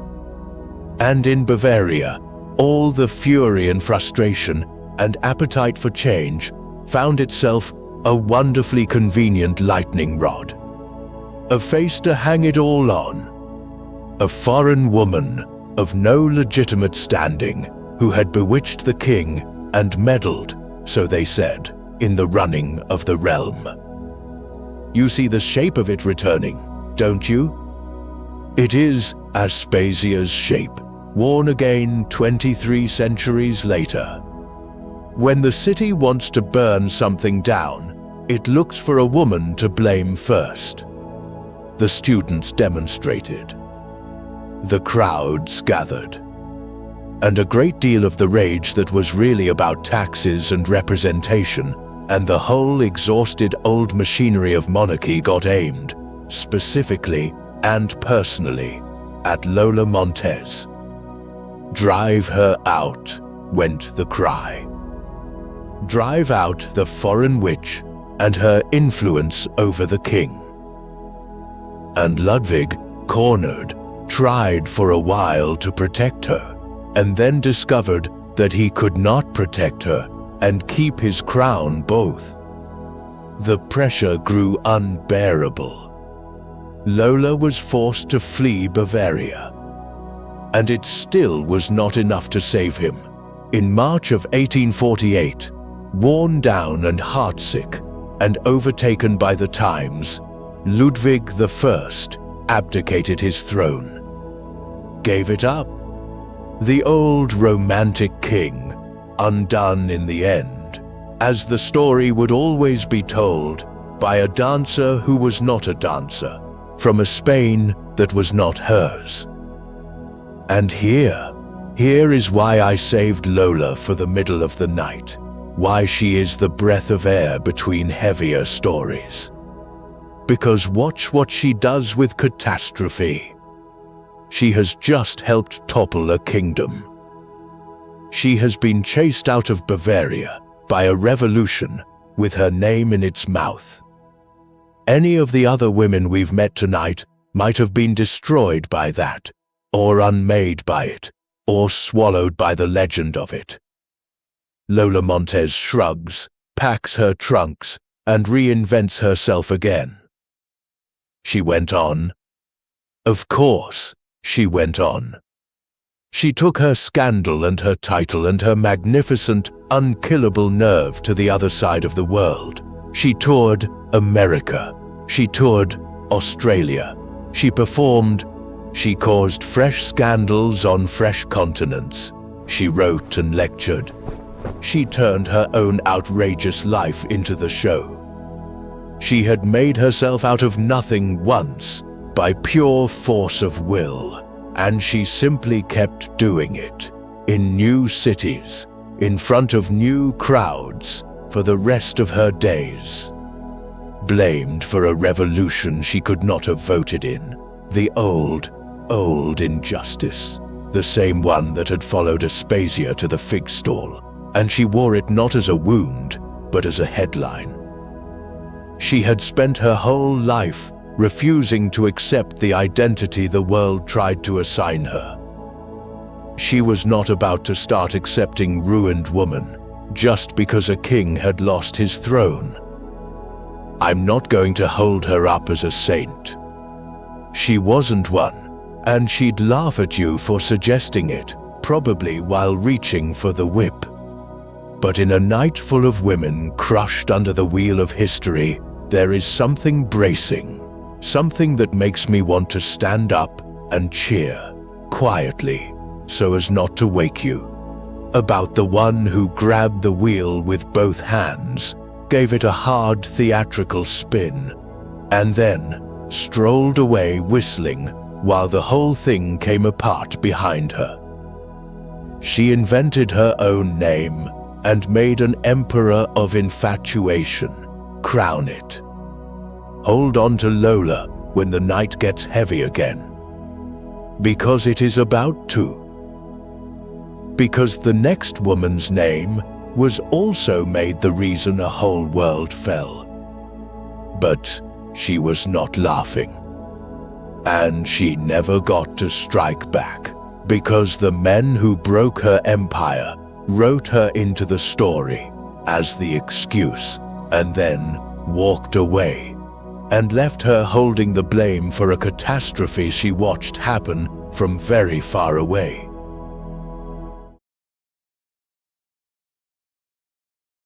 Let me take you back to China now, back to a moment we have already brushed against once tonight, from the Manchu side of it, but never yet from the inside. The year is going to be 1644, and 1644 is one of those hinge years of human history, a year when an entire world turns over. The year the great Ming dynasty, which had ruled China for nearly 3 centuries, finally fell. And tangled into the very center of that enormous collapse, made by the poets who came after. The single glittering excuse for the whole thing is one woman, a courtesan.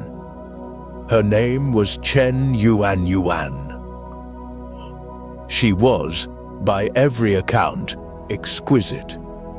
She belonged to the world of the elite courtesans of the late Ming, the great pleasure cities of the south, the painted pleasure boats on the Qinhuai River at Nanjing, a whole refined and doomed culture of music and poetry and beauty, flowering right at the sunset of the dynasty.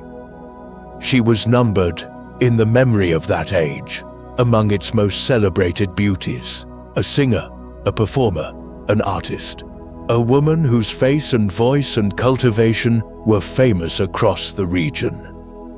And like every woman we have met tonight, her fame was also her cage. To be that beautiful, that renowned, in that world, was to be a prize. A thing that powerful men wanted to own, and traded, and fought over. She did not have the ordering of her own life. Others had that. She was passed, in the way of that world, from powerful hand to powerful hand, a great general's household in the end, and she was there, in that household, when the sky fell on China. Boom, boom. Because the Ming was dying. It was rotting from within, corruption, famine, revolt after revolt, and in 1644, a rebel army marched on the capital, Beijing itself, and took it. The last Ming emperor walked out into the garden of his palace on a hill behind the Forbidden City, and there, with his dynasty in ruins around him, he took his own life. 300 years of empire ended on a single morning. And the only thing standing between the victorious rebels and total control of China was one army, holding one crucial mountain pass up in the north, the army of a general named Wu Sangui. And here is where history and legend braid together so tightly that 400 years later, we are still trying to pick them apart. The pass Wu Sangui held was Shanhai Pass, the great fortified gate where the Ming's northern wall meets the sea, the hinge of the door between China and the Manchu people massed beyond it. Wu Sangui held that door. And Wu Sangui faced an impossible choice. Behind him, the rebels who had just destroyed his dynasty and seized the capital. Beyond the wall, the Manchu armies, the old enemy, waiting. And he made his decision. He opened the gate.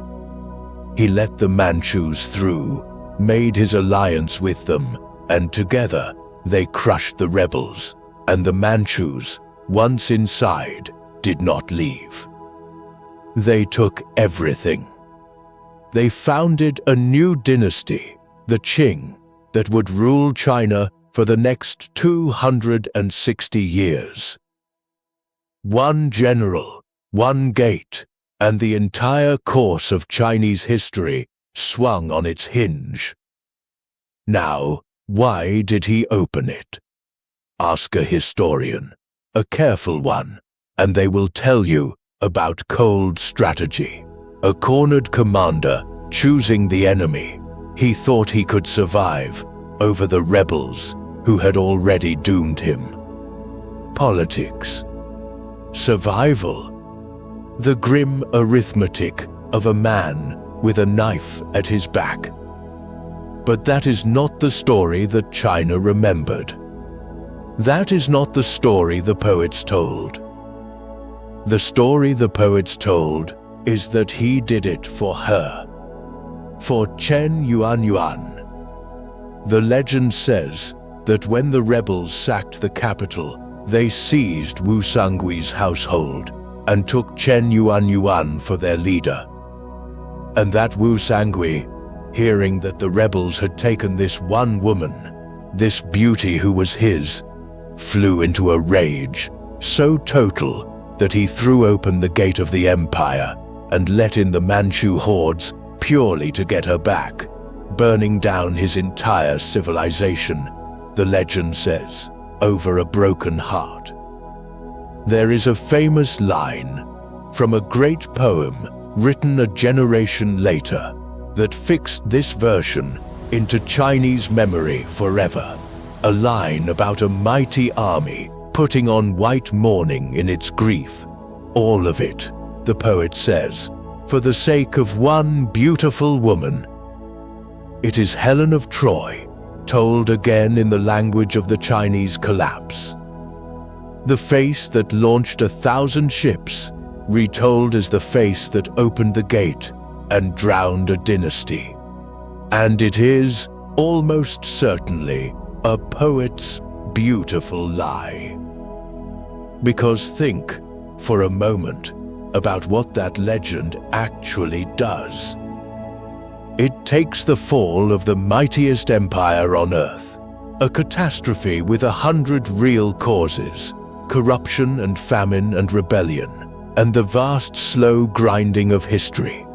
And it sets that entire weight down on the shoulders of a woman who had no army, no vote, no voice, no power over any of it.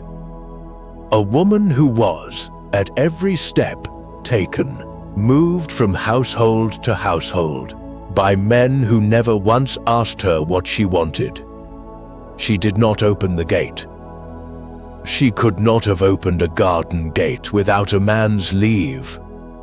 She was the most powerless person in the entire story, and the poets made her its cause. Do you feel the cruelty of that? It is the same machine we watched grind Aspasia in the streets of Athens, only crueler still, because this time it worked perfectly, and it worked forever. A whole civilization needed to explain to itself how it had fallen, and the truth that it fell through the failures of its own powerful men was unbearable. So much easier, so much more poetic to say it fell for love, to say it fell for a beautiful face, to make the woman the reason, and let the men who actually opened the gate and sold the empire recede in the tale, into figures moved by passion rather than the graspers and gamblers they were. She became the excuse that let everyone else off the hook. She carried, and carries still, 4 centuries later, a blame that was never remotely hers to carry. And the real woman? The actual person, Chen Yuanyuan? She is very nearly lost to us behind all that poetry. The histories tell us little for certain about how she ended, and the legends offer several endings, contradicting each other. She withdrew from the world, some say. She became a Taoist nun. spending her last years in quiet devotion, far from the wreck her name had been welded to. She lived to old age, in obscurity, in the Southwest. We cannot fully separate the true thread from the embroidery. And there is something almost unbearably fitting and unbearably sad in that even her ending, even the last chapter of her own life, was taken out of her hands and rewritten by other people, exactly as everything else had been.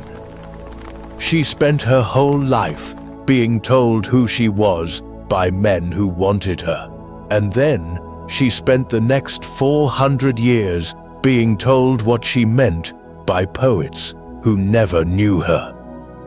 The woman herself, what she thought, what she feared, on the morning the sky fell, what she wanted out of her one life, sits somewhere underneath all of it, quiet and real and almost entirely erased. I think that is why I wanted her in tonight's 12. Not for the legend has been told 1,000 times. For the person the legend buried. Somewhere under the face that toppled a dynasty, there was just a woman, passed hand to hand through the worst year in 300 years of her country's life, trying to survive a catastrophe she is now blamed for causing. Let's give her, here in the dark, the one thing history never did, a moment where she is not the excuse for anything. Just a person, caught, like all of them, in a war she never made. But if Chen Yuanyuan is the woman the record wrote over, the next woman is the one who picked up the pen and wrote back. And she did it out loud, in her own name, in front of the most feared court in her world. Let me introduce you to the woman who talked her way out of the fire.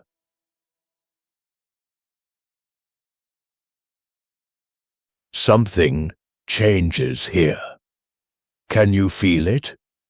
For 8 women now, we have watched the trap close, the cliff, the scaffold, the walled district, the burning gate, the blame that sticks and never washes off. We have watched the world write these women down, and write them over, and hand them bills they never owed. And now, at last, in a city built on water, we are going to watch a woman pick up a pen and win. Her name was Veronica Franco, and her city was Venice, 16th century Venice, at the dazzling height of its power and its beauty. A city of canals and candlelight and masks, of trade and art and money, the great glittering marketplace of the Mediterranean world. And Veronica Franco was one of its famous courtisanes, its courtesans. But she belonged to a very particular and remarkable rank of them, the cortigiana onesta, the honest courtesan, which did not mean what it sounds like it means. It meant the cultivated courtesan, the courtesan of the mind. These were among the most educated women in all of Europe, women who moved among the poets and the philosophers and the statesmen of Venice as equals, who were expected to hold their own in any conversation, who were, very often, artists in their own right. And Veronica Franco was an artist in her own right, a fine one, a real one, a poet who published under her own name in an age when almost no woman did. She put out a book of her own verse, her terze rhyme, in 1575. She published a volume of her letters. She wrote about love and desire, yes, but also about philosophy, about the life of the mind, about the condition of women in her world, with a directness and a fire that leaps off the page 5 centuries later. She used her position, and it was a position of real access, real connection to the powerful men of Venice, not merely to survive, but to build a voice. To get herself onto the record, in her own words, permanently, in a century that wanted its women silent. Where Chen Yuan Yuan was written about, Veronica Franco wrote, "That is the whole difference, and it is everything." And she used that voice, when it mattered, for more than herself. When she had money and standing, she turned her mind toward the women who had neither. She proposed and supported a charitable house for women who needed a way out of the life, a refuge.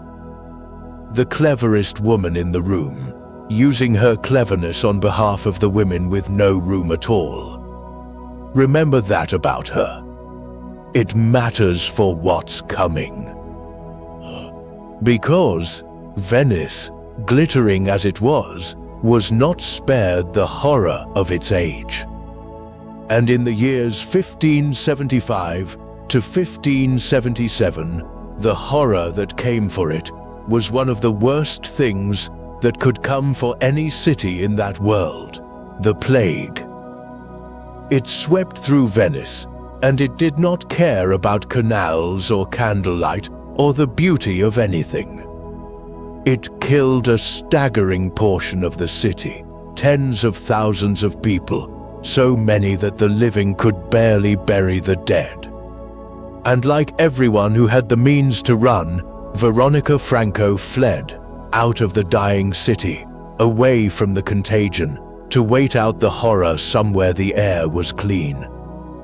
There was no bravery to be had in staying to breathe plague. Leaving was simply what a person did, if a person could. But leaving cost her. While she was gone, while she was away saving her own life, her house in Venice was looted, emptied. She came back, when the plague at last burned itself out, to find much of what she had built and owned and gathered simply gone, carried off by thieves who knew the mistress was away and the rooms were dark. Picture the homecoming, and I'll leave it there, at the threshold, because you don't need more than that to feel it. A woman standing in the doorway of her own emptied house, in a city still stunned and thinned by mass death, everything she had worked for stripped from the walls. She had survived the plague. But she came home to ruin, and to a Venice that had been badly frightened, and a badly frightened city, as we have learned again and again tonight, starts looking around for someone to blame. And in the years just after the plague, the frightened city came for Veronica Franco. She was denounced, hauled up before the Inquisition, the church court, one of the most feared institutions in the entire world of her time. A court whose very name could empty the strength out of a grown man's legs. The charges were of the kind that were so easy to throw at a woman like her, a famous courtesan, a woman who lived outside the ordinary rules, accusations touching on witchcraft, on heretical practices, on the disreputable business of her life. It was, at bottom, the oldest move in the book, a prominent, independent, outspoken woman brought low by a whispered accusation in a nervous, superstitious time. The machine that broke Aspasia. The machine that buried Chen Yuan Yuan. It had her in its jaws now, in a torchlit room with the full and terrible weight of the church behind it. And here is where Veronica Franco does the thing that no one else in tonight's story got to do. She answered. She did not have a champion do it for her. She did not weep and throw herself on the court's mercy. She stood up in that room before those men, and she defended herself with the same clear, ordered, fearless mind that had filled her books. She met the accusations directly. She explained herself. She answered their questions with the composure of a woman who had spent her whole life outthinking clever men across a dinner table and was not, now, going to be outthought by frightened ones across a courtroom. There is a wonderful, steely dignity in the surviving sense of it. The accused courtesan, supposedly the most vulnerable person in the room, calmly and rationally dismantling the case against her, while the inquisitors, who had expected either a witch or a wreck, got instead a poet who could plainly out-argue them. You can almost catch her in that room, permitting herself the faintest private measure of something like scorn. This was a woman who had traded verses with the sharpest wits in Venice, who had answered a poet's insults in flawless meter and won.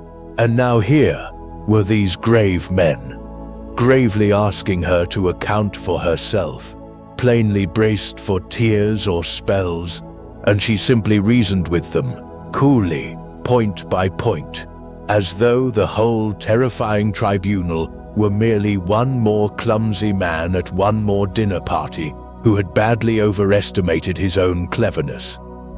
She had outtalked better opponents than these over dessert. And she won.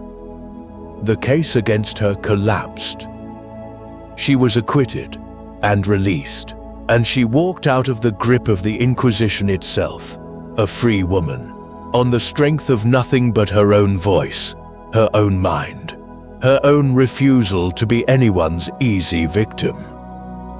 Do you understand what that is, in the shape of tonight? For 8 straight women, the room the world built to hold them held. The trap sprang, and it caught. And here, in a torch-lit chamber in Venice, a woman walked into the exact machine that had crushed every one of them, the frightened city, the whispered blame. The court assembled to break her, and she talked her way back out through the front door on her own 2 feet. She did not go over a cliff to escape it, and she was not saved by any man's love. She broke it with words, with the one weapon they had never thought to take away from her, because they had never really believed she could use it. Hold on to that feeling, that first, clean lungful of air after a long time underwater. Because, from here on, the night begins, very slowly, to rise. But before it does, let me sit with you a moment, because Veronica has me thinking about all the voices we very nearly lost. You know, Nightlings, the thing that stays with me about a woman like Veronica Franco is how close we came to never hearing her at all. She only reaches us because she wrote it down herself, in her own name, and the pages happened to survive. For every one of her, there are 1,000 women just as clever and just as brave, whose words were never written, or were written and lost, or were burned, or were simply never thought worth the ink. History is quiet, in a great many places, where it should be roaring. And I'll be honest with you, I can't reach all of them on my own. So let me tell you about one I keep meaning to bring you. Her name was Enheduanna, and she lived more than 4,000 years ago in ancient Sumer, and she is the first author in all of human history whose name we actually know, the first person, man or woman, ever to sign their own writing. a woman. 4,000 years ago. I think about her all the time, and one of these nights I'm going to give her a proper telling. But I want to hear yours. That's the truth of it. You Nightlings know stories I've never heard, from corners of the world and the past I've never thought to look in. So, do me a kindness, drop a comment, and tell me about someone you wish more people knew. A figure from history the rest of us have never heard of, a woman, a forgotten king, a name from your own country's past that deserves a quiet hour in the dark.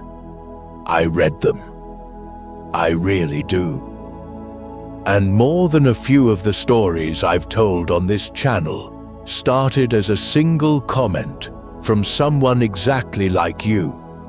Tell me who to find next. Now, back into it.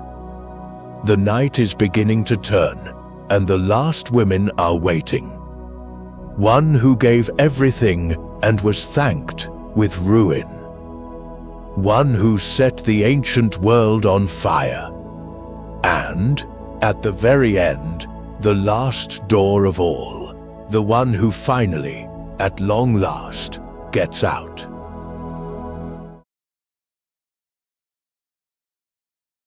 Come with me to Paris. Not the Paris of the Revolution this time, where we left poor Jean weeping on her cart, but Paris, a lifetime later, in the 1860s, the Paris of the Second Empire, when the city was arguably the most glamorous place on the entire face of the earth. Wide new boulevards, gaslight, opera and champagne and money, enormous quantities of new money, and a whole glittering half-world of pleasure built to help people spend it. They had a name for that world, the demi-monde, the half-world, the realm of the great courtesans who reigned over Parisian society's night side like queens. And the queen of them all, for a good long while, was a woman who, of course, you already know the pattern by now, was not who she said she was either. Her name, the one the world knew, was Cora Pearl. Her name, the one she was born with, was Eliza Emma Crouch, and she was English. Plain English, from a musical family, no glamour in it anywhere. And, like Lola Montez, before her, she looked at ordinary Eliza Crouch and decided the world would get someone far more interesting instead. She crossed to France, and she built Cora Pearl, a creature of pure audacity and style and appetite, who took the demi-monde of Paris and made herself its undisputed sovereign. And, oh, she did it with flair. This is the part I love, so let me give it to you before the sorrow comes. Cora Pearl was famous for her extravagance, the way other people are famous for their virtues, spectacularly, shamelessly, as a form of art. The stories that trail her are magnificent. She is said to have had herself carried into a banquet atop an enormous covered silver platter, and then, to the whole room's delight, thrown back the lid and sat up amid the garnish. The show-stopping surprise course that was no food at all, but Cora, fully and magnificently costumed, enjoying her own joke. She dyed her dogs to match her outfits. She spent money like weather. She had wit and nerve and a magnificent indifference to what respectable people thought of her, which was, of course, exactly what made half of respectable Paris desperate to be near her. She reigned. For a decade and more, she was one of the most talked about women in the most glamorous city in the world, and she had done it like so many of tonight's women, out of nothing but her own invention and her own daring. That is the height. Hold the height in your mind, the silver platter, the dyed dogs, the whole shining ridiculous glory of it, because we are about to watch the ground give way beneath it. And unlike so much else tonight, what pulls it down is not, in the end, a cruelty. It begins, of all things, with an act of kindness. Because in 1870, the war came to Paris itself. France went to war with Prussia, a short, catastrophic war, a national humiliation, and by the autumn of 1870, the unthinkable had happened. A German army was standing at the gates of Paris, and it settled in, and it laid siege to the most glamorous city on earth. And a siege, for all the gaslight and the opera, is a siege. The city was cut off. Through that bitter winter, Paris slowly starved. Food ran out. They ate the horses, and then, famously, they ate the animals of the zoo. They ate rats, sold openly in the markets. The poor froze, and the poor starved. And the shells began to fall. The half-world of pleasure, the whole shimmering demimonde that Cora Pearl ruled, ran on exactly the two things a siege destroys. First, money, and the leisure to enjoy it. Her entire world, like the Oiron's floating world before it, depended on a certain confidence that tomorrow would be as bright as today. And now, the shells were falling and the horses were on the butcher's block, and that confidence was simply gone.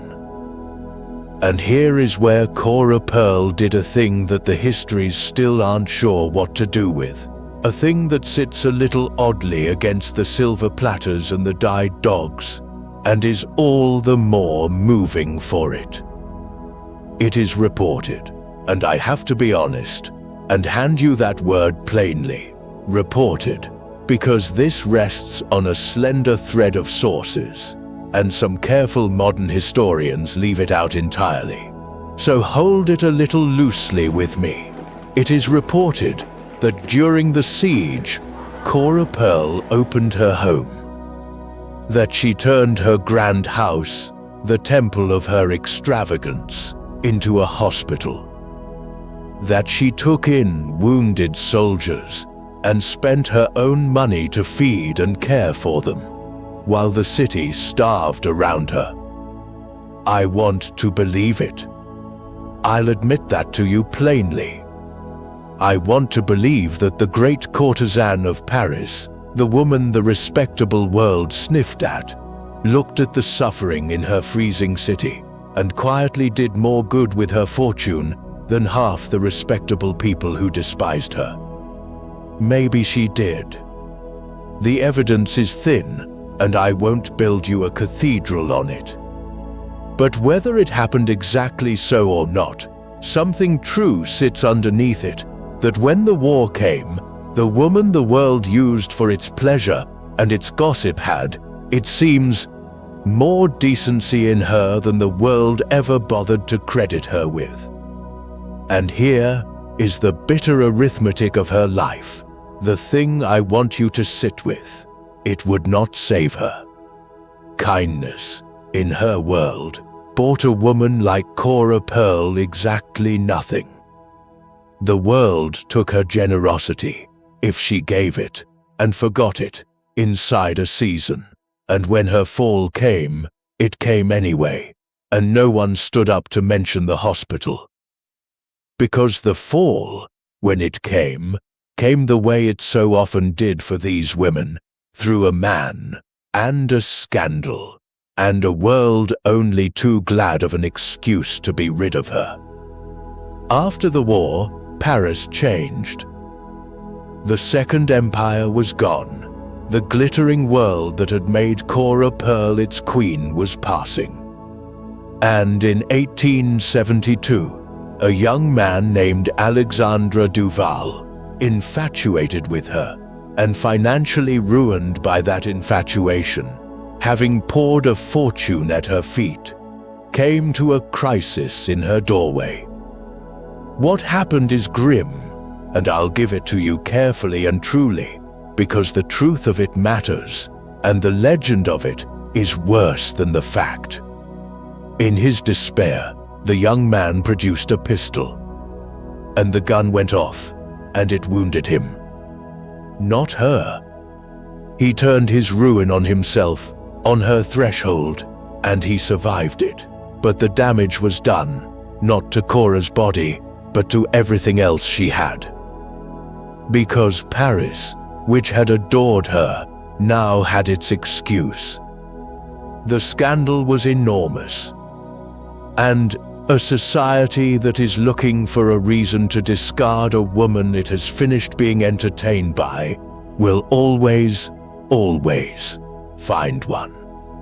She was blamed for the young man's ruin, for his desperation, for the whole sordid spectacle. The doors of the city that had thrown itself at her feet closed, one after another, in her face.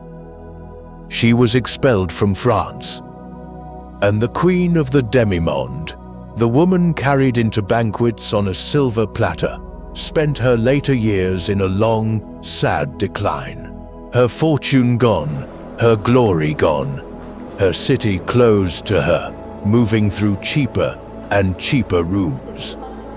She died in 1886, in circumstances greatly reduced from her reign.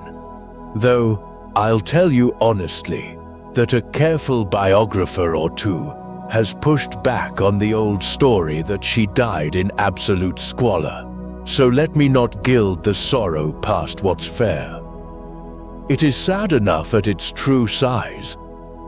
The most dazzling woman in the most dazzling city in the world, who may well have opened her home to the wounded when the shells were falling, thanked in the end with exile and a shabby, forgotten death. There is the cost. I gave you Lola, who spun the wheel and walked away laughing. Here is her shadow sister, the one who opened her doors, perhaps in the finest thing she ever did, and found that the world would take even her kindness and hand her nothing back for it.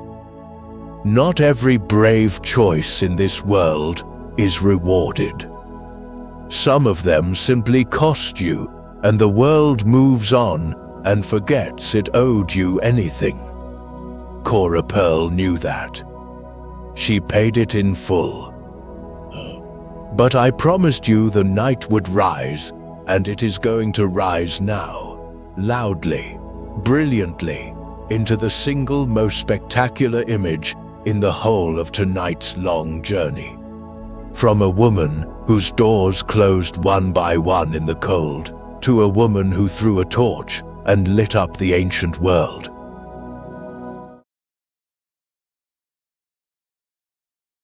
Go back with me one last long way into the deep past, back past Venice, past the Ming, past Rome even, all the way to the age of the greatest conqueror the ancient world ever produced.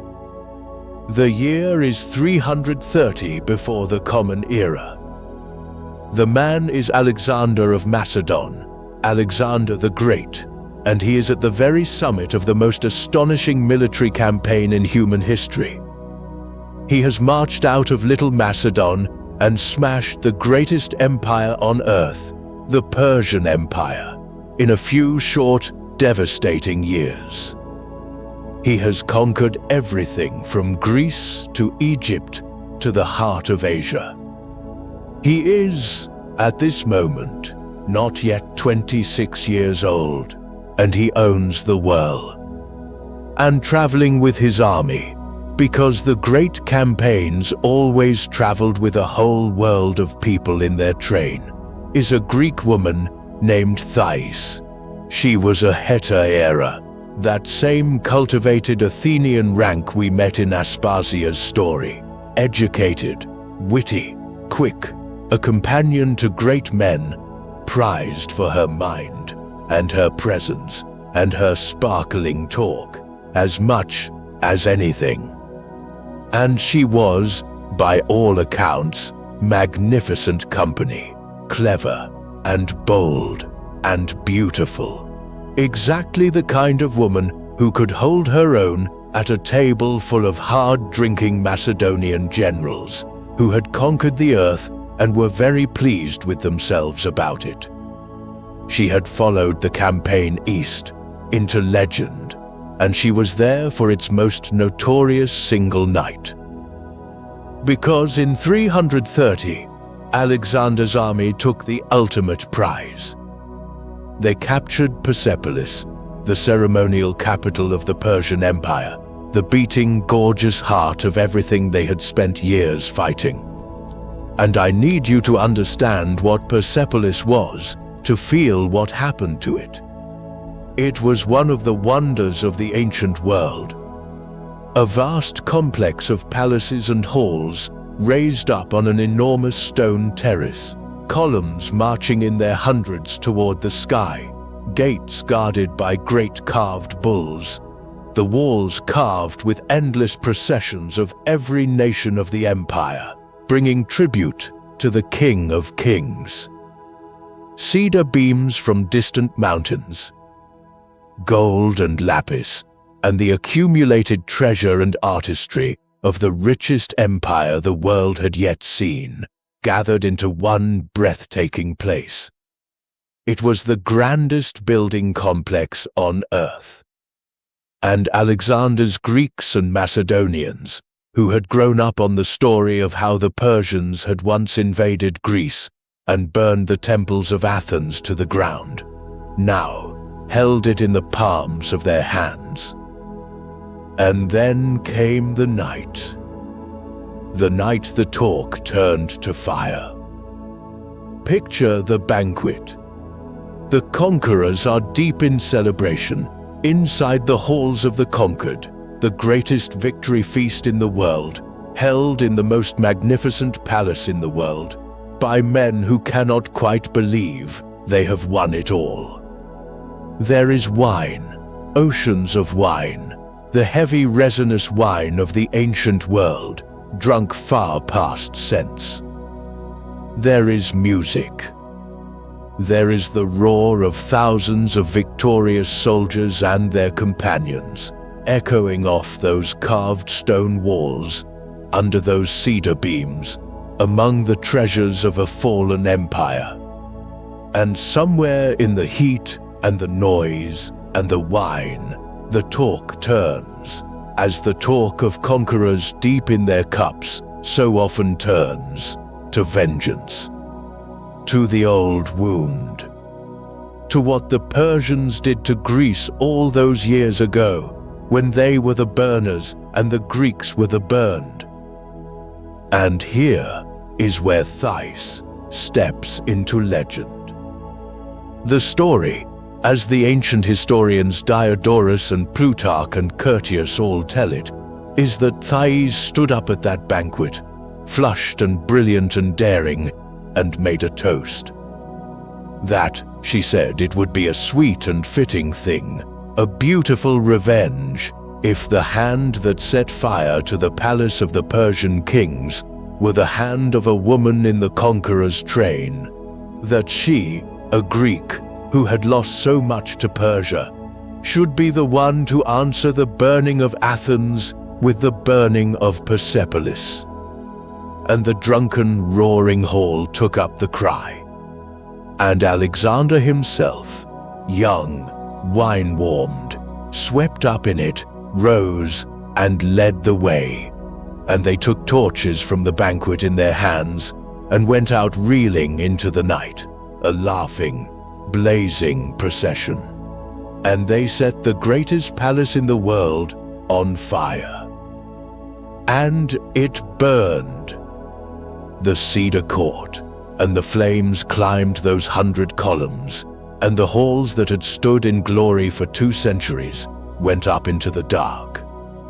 The processions, carved in the stone, every nation bringing its tribute, lit orange and then white in the roaring heat. You can go to Persepolis today and stand in the ruins and see the burning still written on the stones, blackened and cracked and fallen. More than 2,300 years later, the scorch of that one drunken night still legible in the rock. Now, I owe you the truth underneath the torchlight, the way I always do. Did Thais really light it? The historians argue, and they have argued for 2,000 years. Diodorus and Plutarch and Curtius give us this scene: the woman, the toast, the drunken procession, the torches. But the most sober of Alexander's ancient chroniclers, Arrian, drawing on the memoir of a general who was actually there, leaves the whole banquet out and says flatly that Alexander burned Persepolis on purpose as cold policy to send a message that the Persian Empire was finished and the war of revenge was won. So take your pick and I'll hold both for you.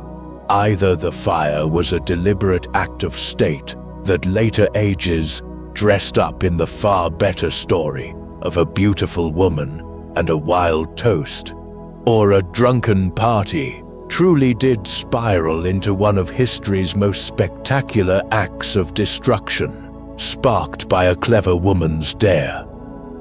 Historians lean toward the cold version.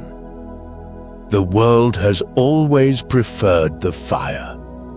And whichever is true, one thing is certain: it is Thais' name the story kept. Of all the thousands of people at that banquet, of all the generals and the soldiers, it is the Hetaera's toast that history remembered and wrote down, and has been arguing about ever since. And here is the turn, the reason Thais belongs so near the end of tonight, as the night begins its long climb toward rest. Because for once, for gloriously once, the woman at the center of the catastrophe does not vanish into ruin or blame afterward. Thais rises. When Alexander's brief, blazing life burned out, for he died young, just a few years after Persepolis, and his enormous empire was carved up among his generals in the wars that followed, Thais did not fade back into the dark. She became the companion of one of the greatest of those generals, Ptolemy, the shrewd, surviving one, the one who took Egypt for his share and founded a dynasty there that would rule for 300 years and end, eventually, with Cleopatra. Thais bore Ptolemy children. She lived, by every indication, honored and secure, the companion of a king, mother to a royal line, in the wealthy new world that rose out of Alexander's shattered empire. Think of the shape of that. A Greek entertainer, a woman with no citizenship and no power of her own, followed an army to the ends of the earth, gave a toast at a party that lit up the ancient world, and came out the other side of all that fire not burned, not blamed, not discarded, but a queen. The flames of Persepolis, whoever truly lit them, were the last great fire she stood beside. After them, the story of Thais climbs and settles, and comes at last to rest in a palace in Egypt, safe. In a night so full of women, the fire swallowed, here near the end, is one who walked through the fire and out into a throne room. Let that warmth carry you, because the night is turning now, the fire is behind us, and from here the stories begin, slowly, to come down, off the flames, and toward the quiet. And they change their shape as they do. For 11 women, we have watched the trap close from the outside. The war, the mob, the blame, the closing door, arriving to catch a woman who did not choose it. But the last few women tonight are different. These are the ones who reached out and took hold of their own endings, who, when the trap came, decided for themselves how the story would end. It is the same movement, growing louder, all the way to the final door.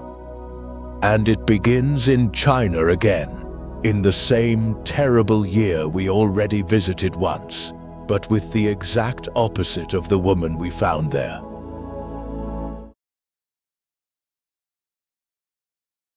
Do you remember Chen Yuan?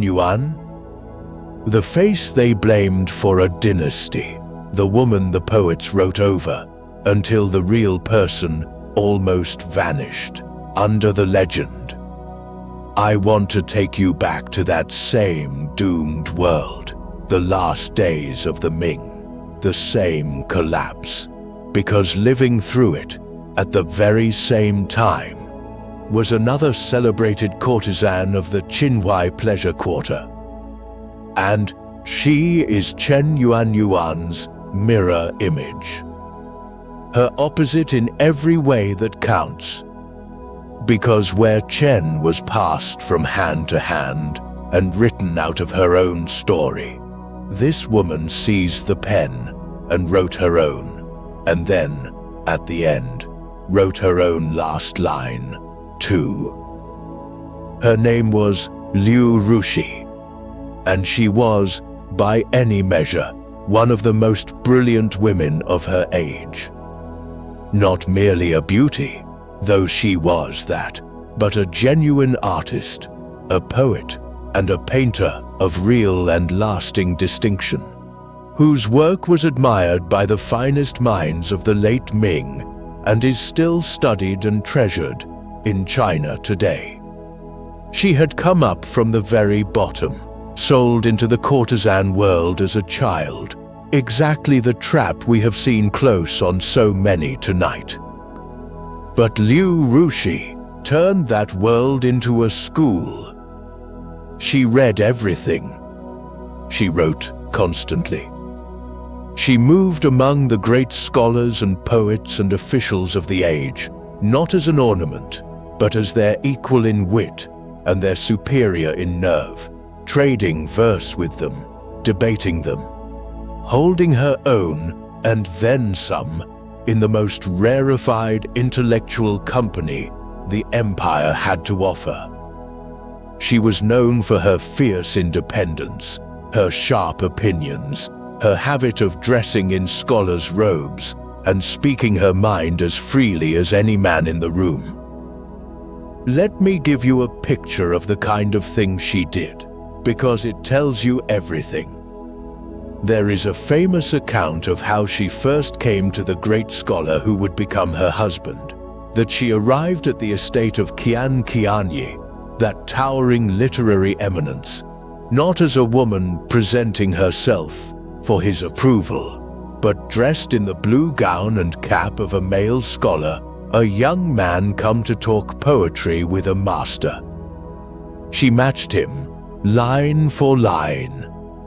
She discussed the classics, history, the craft of verse, with a command that dazzled a man who had dazzled everyone he ever met. It was said that Qian Qianyi, one of the most learned men alive, was left half in love and wholly astonished that this young person in scholar's robes could outtalk the talkers. And that was Liu Rushi's whole method for moving through the world. She refused, quietly and completely, to be received as a lesser thing. She would come as an equal, or she would not come at all. Her poems that survive are not the soft, decorative verses the age expected from a beautiful woman. They are sharp, elusive, learned, and often fierce. The work of a first-rate mind that happened to have been born into a body the world wanted to file under ornament, and that spent its whole life filing itself back out. And she chose, when the time came, her own attachment. She set her sights on one of the most eminent scholar officials in the entire country, a literary giant named Qian Qianyi, decades her senior, and she made herself the great love of his late life, and eventually his wife. Think of the distance in that.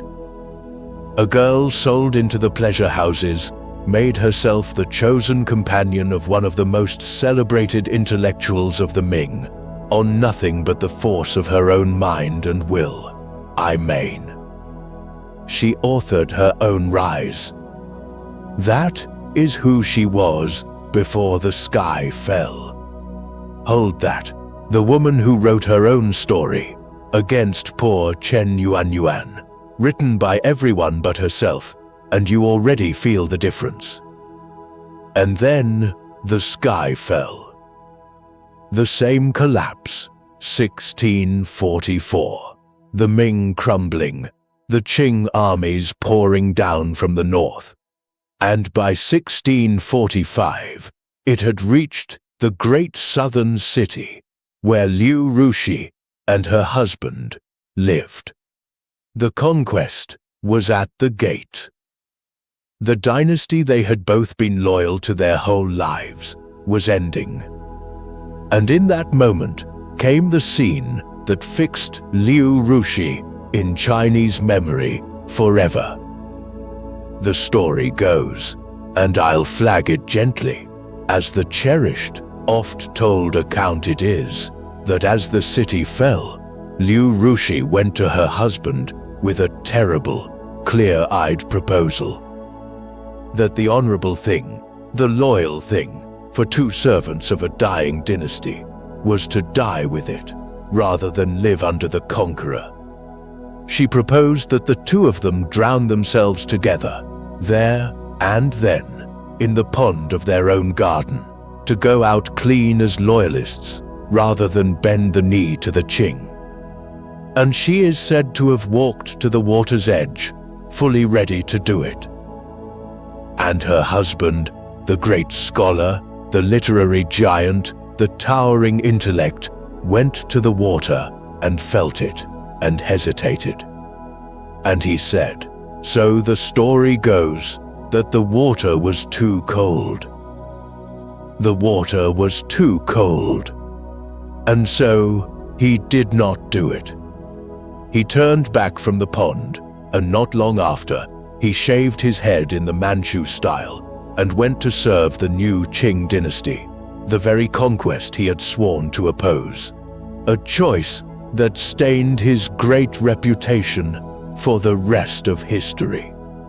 The famous man flinched.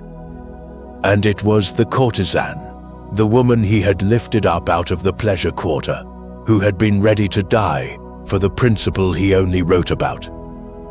She did not force his hand, and she did not drown alone that day. But she never let go of the loyalty.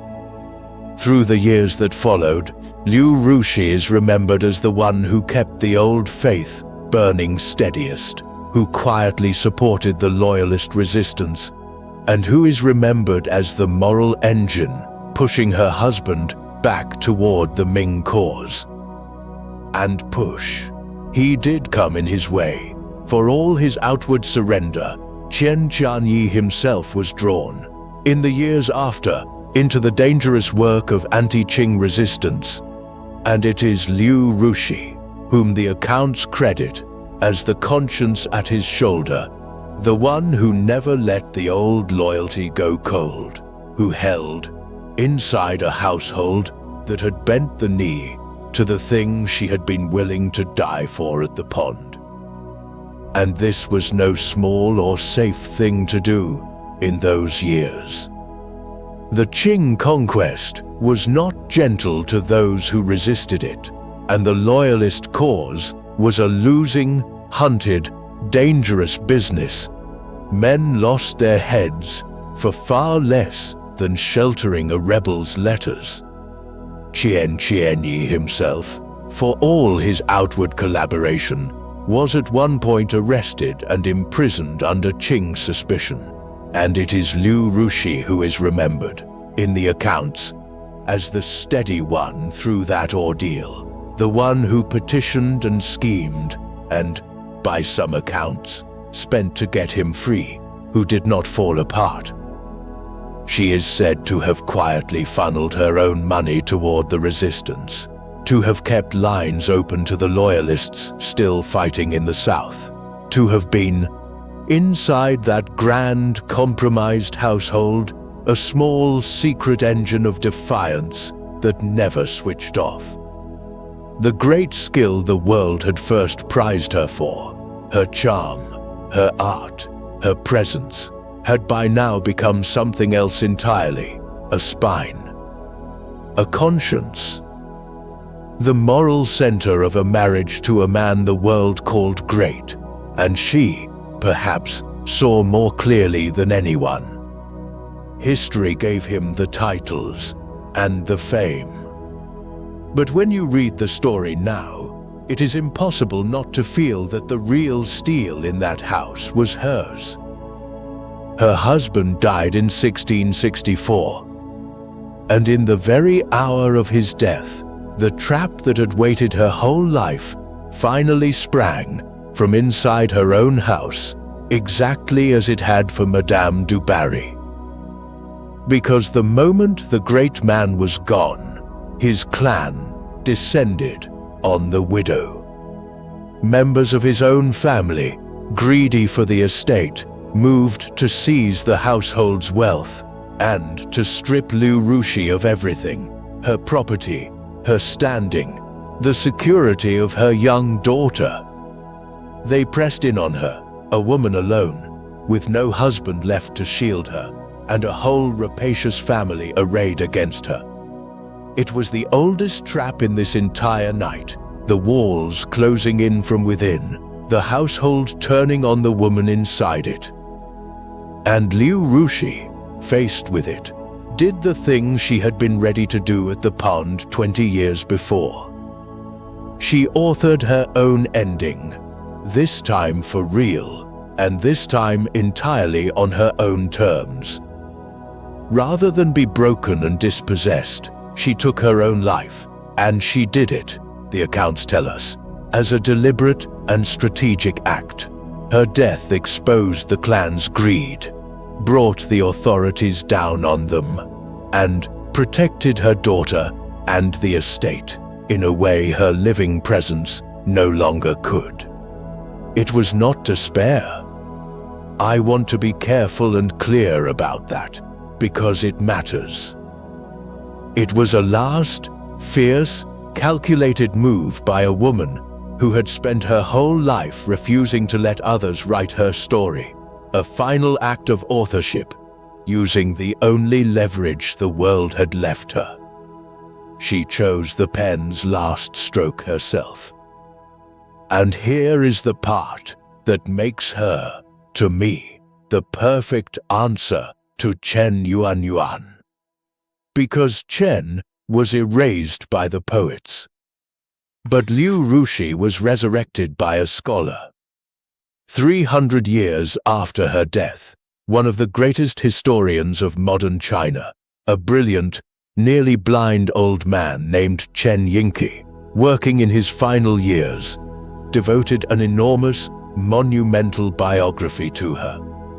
Hundreds of thousands of words.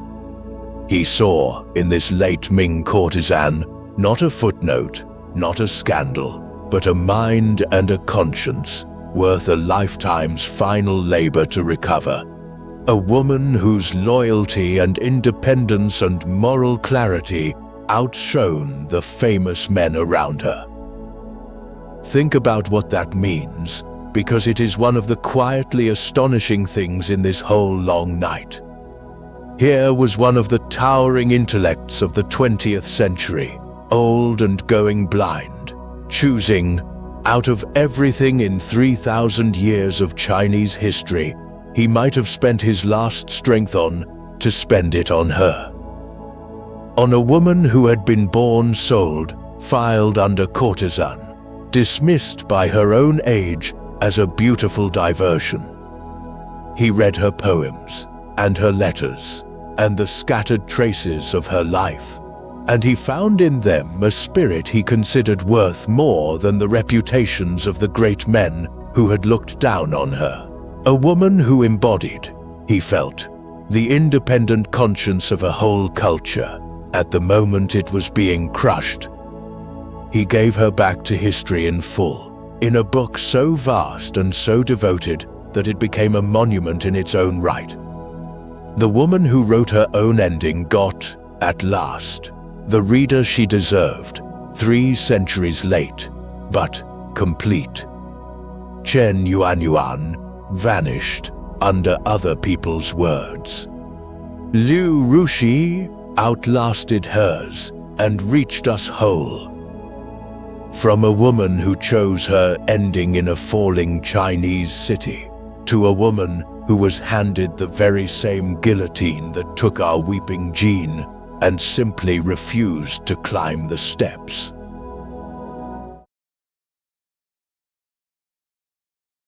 Come back to Europe with me, and back to the terror, back to that same blood-soaked Paris of the 1790s, where we lost Madame du Barry to the guillotine on a cold December morning. Because I have been wanting, all night, to give you the other side of that coin. Jean du Barry was caught by the revolution and destroyed by it, weeping, denied any choice. But another woman of very much the same world, a courtesan, a demi-mondaine, a creature of kings and princes, walked into the exact same furnace at the exact same time and walked back out, alive, on her nerve. Her name was Grace Dalrymple Elliot. She was Scottish, born around the middle of the 1700s into a respectable family, and she was married off young, as respectable girls were, to a man considerably older than herself. And Grace looked at that arranged, respectable, suffocating life, much as Lola Montez would look at hers a generation later, and she detonated it. She left the marriage in a scandal so enormous it became a public sensation. The divorce dragged through the courts and the newspapers for all of Britain to devour. Respectable society slammed its doors. And Grace, ruined by the rules of that society, did the thing so many of tonight's women did when the respectable door closed. She walked through the other one. She remade herself as one of the most celebrated courtesans of Georgian London. Witty, beautiful, magnificently unbothered, and she moved, over the years, among the very highest men in the land. She was, by repute, for a time, a favorite of the Prince of Wales himself, the future King George IV. She bore a daughter she maintained all her life was his.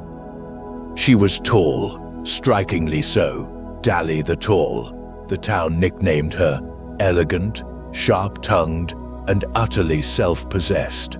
And she was painted by the great Gainsborough himself. That face preserved on canvas, the way the age preserved the faces, it could not stop looking at. She turned her scandal into a throne of her own. And then she crossed the Channel and tied her fortunes to France, and, fatefully, to one of the most powerful and doomed men in it. She became closely attached to the household of Philippe, Duke of Orléans, the immensely rich royal cousin of the King of France, the man who would astonish the world by embracing the revolution, renaming himself Philippe Égalité, and voting when the time came for the death of his own kinsman the king, only to be sent to the guillotine himself in the end, regardless. That was the orbit Grace Dalrymple Elliott chose to move in, the very highest, the very richest, the very closest to the fire. Which meant that when France exploded, she was not safely off in London. She was in Paris, right in the heart of it.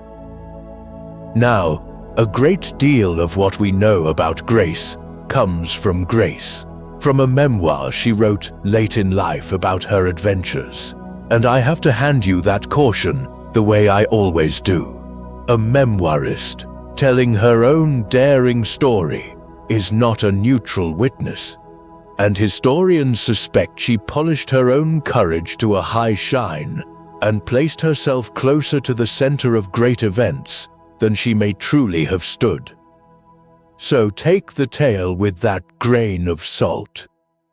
But even discounted, even trimmed of its author's vanity, what is left is remarkable enough, because the bones of it check out, and the bones are extraordinary. Because, when the French Revolution came, Grace Dalrymple Elliott was living in France.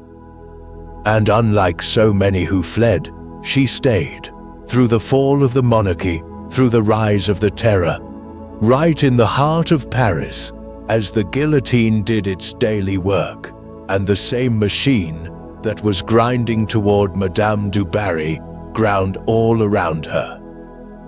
And by her own account, this is the centerpiece of her memoir, and the deed that makes her worth a place among tonight's women. Even at a discount, she used her position, in the middle of that horror, to shelter a fugitive. On the 10th of August, 1792, the people of Paris stormed the Tuileries Palace, and the monarchy effectively fell in a single bloody day. And the men who had defended the king were hunted through the city to be torn apart. And one of them, the nobleman who had commanded the palace guard, a marked man with the mob at his heels, came to Grace Dalrymple Elliott's door. And she took him in. She hid him, by her telling, in her own bed, under the very noses of the search parties who came pounding through her house, looking for exactly him. She lay a wanted man beneath the blankets and stood there, an Englishwoman with everything to lose, and let the hunters search the room and find nothing. And then, over the days that followed, she is said to have moved him at appalling risk, from hiding place to hiding place across a city gone mad, until she got him out alive. Whatever the exact truth of the drama, and remember, she is her own narrator here, and a generous one to herself, the bones of her situation are not in doubt.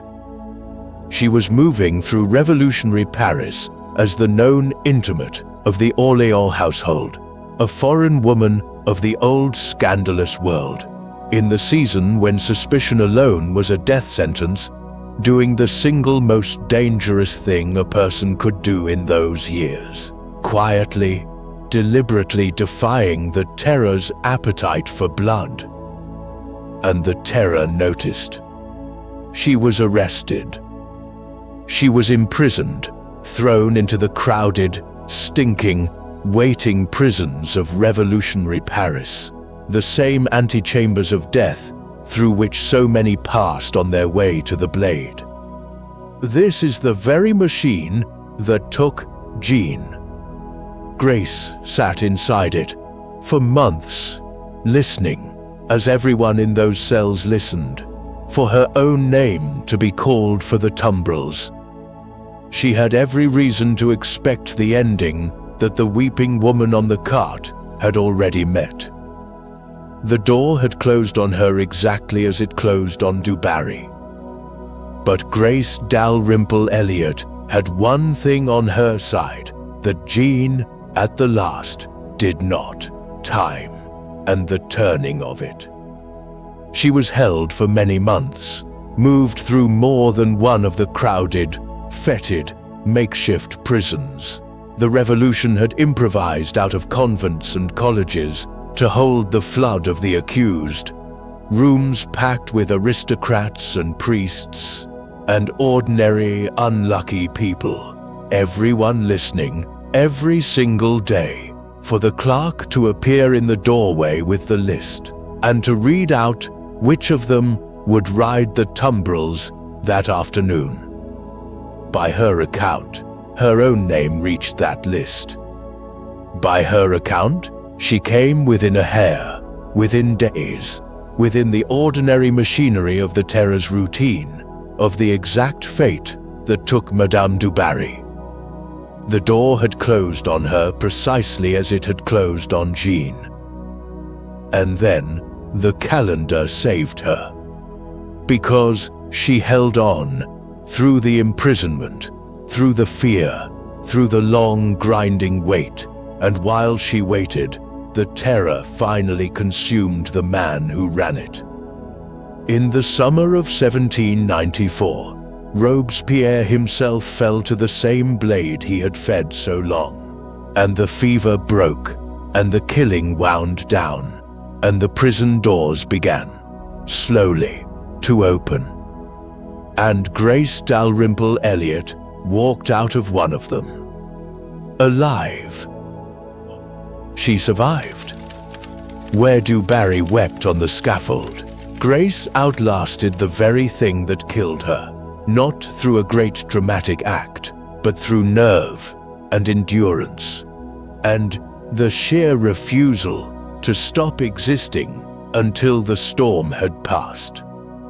She lived on for decades more, dying peacefully at last in 1823, an old woman with an outrageous life behind her, and she sat down in those late years and wrote it all down.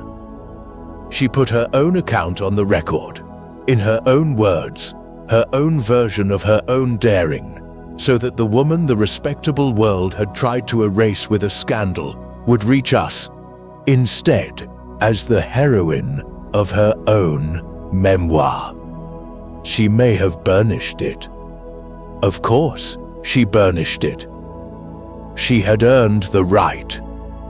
She had walked into the terror and walked back out, which is more than almost anyone could say, and she made very sure that history would hear about it from her. Two women of the same half-world, the same revolution, the same blade, waiting at the end of the same street. One, the storm, swallowed.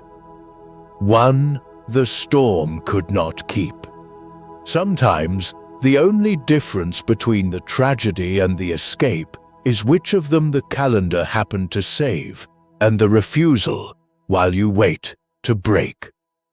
From a woman who outlasted the terror in Paris, to a woman who conquered Paris outright, and built herself a palace of marble to prove it.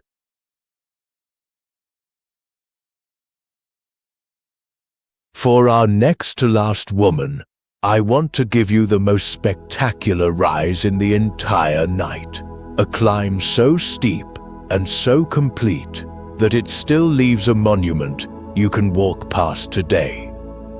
Because if this whole evening has had a single quiet refrain, it is a woman who started with nothing and built herself into someone the world could not ignore.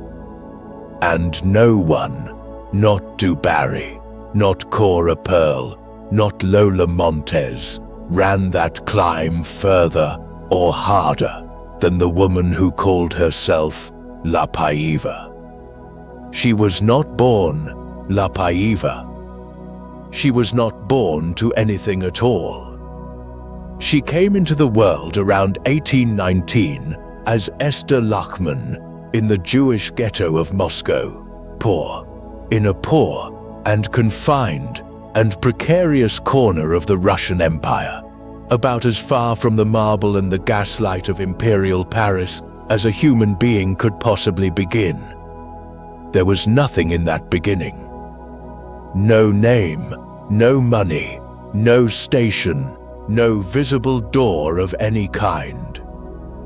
She married, young and poor, to a tailor and had a child, and by every reasonable expectation, her story should have ended exactly where it started, in obscurity and want.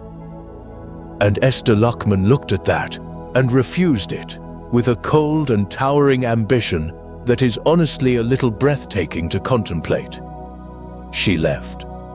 She left the poverty, the marriage, the child, the whole shut world of her birth, walked out of all of it, in her early 20s, with nothing but her wits and her will and her face, and she set out to conquer the richest society on earth. And she did it. Not in a night, and not by luck.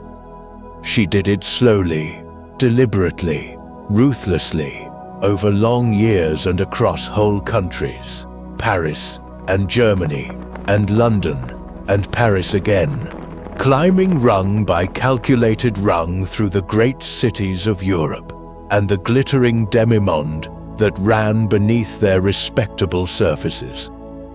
She attached herself to wealth and to talent and to men who could lift her another step.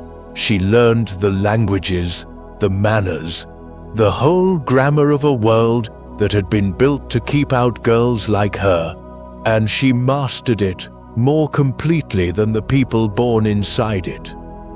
Along the way, she gathered the name the world would remember her by, from a marriage to an impoverished but genuine Portuguese nobleman, the Marquis de Paiva, a match that gave her a title and little else, and did not last, but left her forever after as La Paiva. And that was the name under which she set out to do the thing no courtesan of her age did quite so completely, not merely to be kept and admired and comfortable, but to become, coldly and on purpose, the richest of them all. Wealth was not her indulgence. Wealth was her whole life's work, and she succeeded beyond anything her rivals could match. Where Cora Pearl was famous for spending fortunes, La Paiva was famous for accumulating them.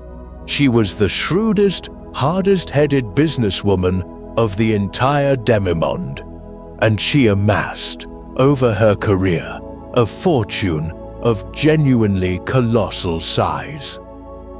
And she spent a piece of that fortune on the thing that makes her unforgettable, the thing that outlasted her and everyone who ever sneered at her.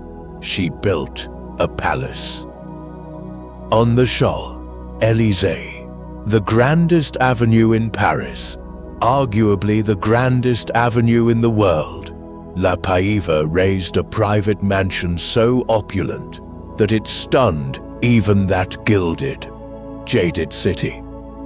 It took more than a decade to build. The finest architect and craftsman she could buy labored over it year after year, while Paris walked past and gossiped about what the notorious woman could possibly be building behind the scaffolding. And when it was finished, it was like nothing else. It was marble and onyx and bronze and gilt, with a famous grand staircase carved from a single flow of yellow gold onyx, ceilings painted by celebrated artists of the day, walls hung with silk and crowded with sculpture, a bathroom whose silver taps were said to run not merely hot and cold, but for the pure, impossible luxury of the boast, champagne. The literary lions of Paris came to her table there, the sharpest, most cynical writers of the age, who mocked her mercilessly behind her back, and came anyway, because the food and the company and the sheer spectacle were the best in the city. It was a monument to wealth so total and so unashamed that Paris did not know whether to gasp or to blush, and mostly did both. And here is the thing I want you to hold. That house is still there. You can walk down the shore, Élysée, today, in the 21st century, and pass the Hôtel de la Païve, and it still stands as one of the great surviving mansions of its age. The poor girl from the Moscow ghetto built herself a monument in marble on the most famous street in the world, and it has outlasted the empire that laughed at her, and the rivals who envied her, and every respectable person who ever refused to say her name. She wrote her legacy in stone, precisely so that it could not be erased. There is something magnificent in that, and something a little chilling too, and I won't pretend otherwise. La Païve was not warm. She was not, by most accounts, kind. Her ambition was a cold and total engine, and she used people the way she used everything else, as material for the climb. She is not a woman to sentimentalize. But in a night full of women erased, overwritten, thrown into the throwaway temple and forgotten, there is a hard, undeniable triumph in the one who made herself so rich and built herself a monument so solid that the world quite literally could not tear her memory down. She refused to be forgotten, and she arranged the marble to guarantee it. But she was a courtesan stuck, like all the others, in a world that would not stay peaceful, and the war that had trapped Cora Pearl came for La Païve too, from the opposite direction. Because by this time, her great companion, and eventually her husband, was an immensely wealthy Prussian industrialist named Henkel von Donnersmarck. And when the Franco-Prussian War broke out in 1870, the same catastrophe that put the German army at the gates of Paris and starved Cora Pearl's city through that terrible winter, La Païve's Prussian connection turned, overnight, from a source of wealth into a mark of suspicion. In a France humiliated and enraged by Prussia, a woman in the very heart of Parisian society, who was intimately tied to a powerful Prussian, was regarded with deep and growing hostility. She was suspected, whispered about, and worse, of being a Prussian agent, a spy in the salons, passing secrets across the lines. Whether there was any truth to it at all remains murky to this day. But the suspicion was enough. The tide turned against her, and eventually she was effectively driven from France, expelled from the very city she had conquered, forced out of the marble palace she had raised on its grandest street. And yet, mark the difference between her exit and Cora Pearl's. Cora was driven out into ruin and poverty and a shabby death. La Païve was driven out into a castle. She retired with her Prussian husband to his estates in Silesia, still colossally rich, and lived out her days in wealth and security until her death in 1884. The war took her Paris. It did not touch her fortune, and it did not break her. She had built her wealth too deep and too solid for any war to reach the bottom of it. And here is the ending that I think she would have wanted you to notice, the cold, magnificent, last word of a woman who trusted stone more than she trusted people. She lost the city. She was chased out, suspected, unwelcome. Her name a hiss in the salons she had ruled. But the palace stayed. They could expel the woman. They could not expel the marble. That impossible mansion on the Champs Élysée stood exactly where she had raised it, through her exile and her death and the fall of the empire that bred it, through 2 world wars and everything after, and it stands there still, today, right now, as you lie in the dark, listening. A monument on the most famous avenue on earth to a poor girl from the Moscow ghetto who decided the world would remember her, and then made absolutely certain it had no choice. The girl from the ghetto died, a rich old woman in a nobleman's castle, and left a palace of marble behind her on the grandest street in the world that has outlived every single person who ever laughed at her name. And now, Nightlings, the night has come all the way down from the fire and grown quiet, and we stand at the 15th and last door. Everything we have seen tonight, every closed door, every trap, every clever woman, the world caught and would not let go, and these last few who reached out and seized their own endings, everything has been leading, quietly, to one final woman.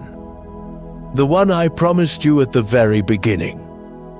The one who looked at the same locked world that swallowed all the others, and simply refused to accept that there was no way out.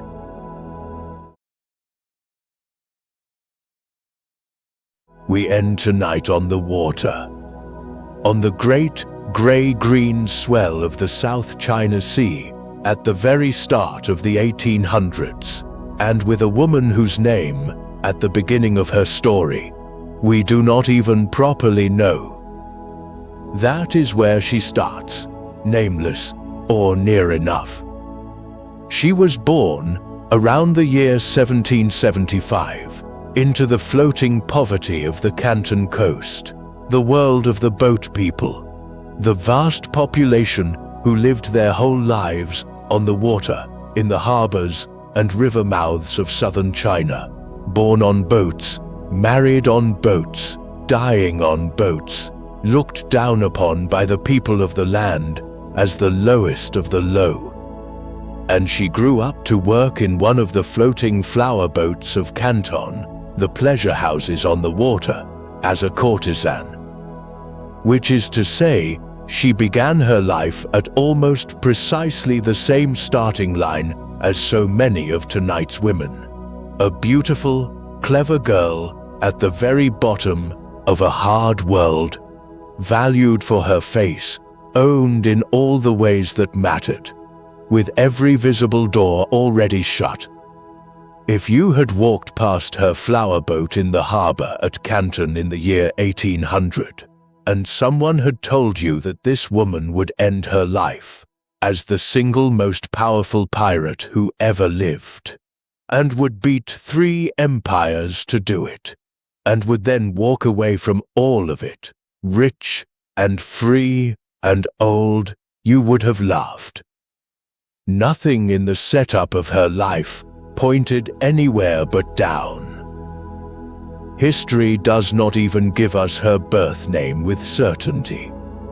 The name the world remembers her by, Qing Shi, isn't really a name at all. It means, more or less, widow of Qing, the wife of the pirate Cheng. Even her legend, you see, tried to file her under a man. But do not let that fool you for one moment about who did what here. Because everything that made her immortal, she did herself. In 1801, she married a powerful pirate captain named Cheng Gai. And this was no meek arrangement. From the very start, by the accounts we have, she was a full partner in his enterprise, sharing in the command, the strategy, the politics of it. Cheng, I was in the process of doing something remarkable, welding the scattered, quarreling pirate bands of the South China coast into a single vast confederation, an alliance of fleets, under one banner. And for a few years, together, they built it into a genuine sea power. And then, in 1807, Cheng I died. And here is the moment where every expectation of that world, every assumption about what a courtesan turned pirate's widow could possibly be, came up hard against the actual woman. Because the widow did not retire. The widow did not hand the fleet to a man and fade into the background. The widow looked at the largest pirate force in the world, suddenly leaderless, and decided that it was hers. And she took it. Not by chance, and not by marriage alone, by sheer political skill. She moved quickly and shrewdly to secure the loyalty of the fleet's captains, cultivated the powerful lieutenants she needed, promoted a trusted commander to handle the day-to-day fighting, while she kept the true authority, the strategy, the discipline, the whole architecture of power, firmly in her own hands. Within a very short time, the courtesan from the flower boat was the undisputed supreme commander of the Confederation. And under her, it grew into something the world had genuinely never seen.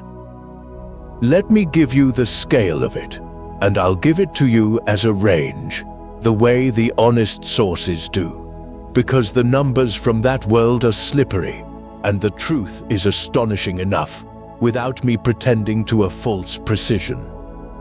Her confederation numbered in the tens of thousands of pirates, by some estimates, at its very height, as many as 70,000 men and women, across hundreds upon hundreds of vessels, perhaps 1,800 ships or more, from great ocean-going war junks down to little river craft.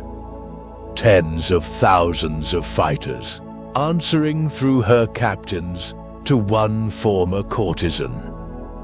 It was, by a wide margin, the largest pirate force in all of recorded history, larger than anything in the golden age of the Caribbean, larger than anything before or since.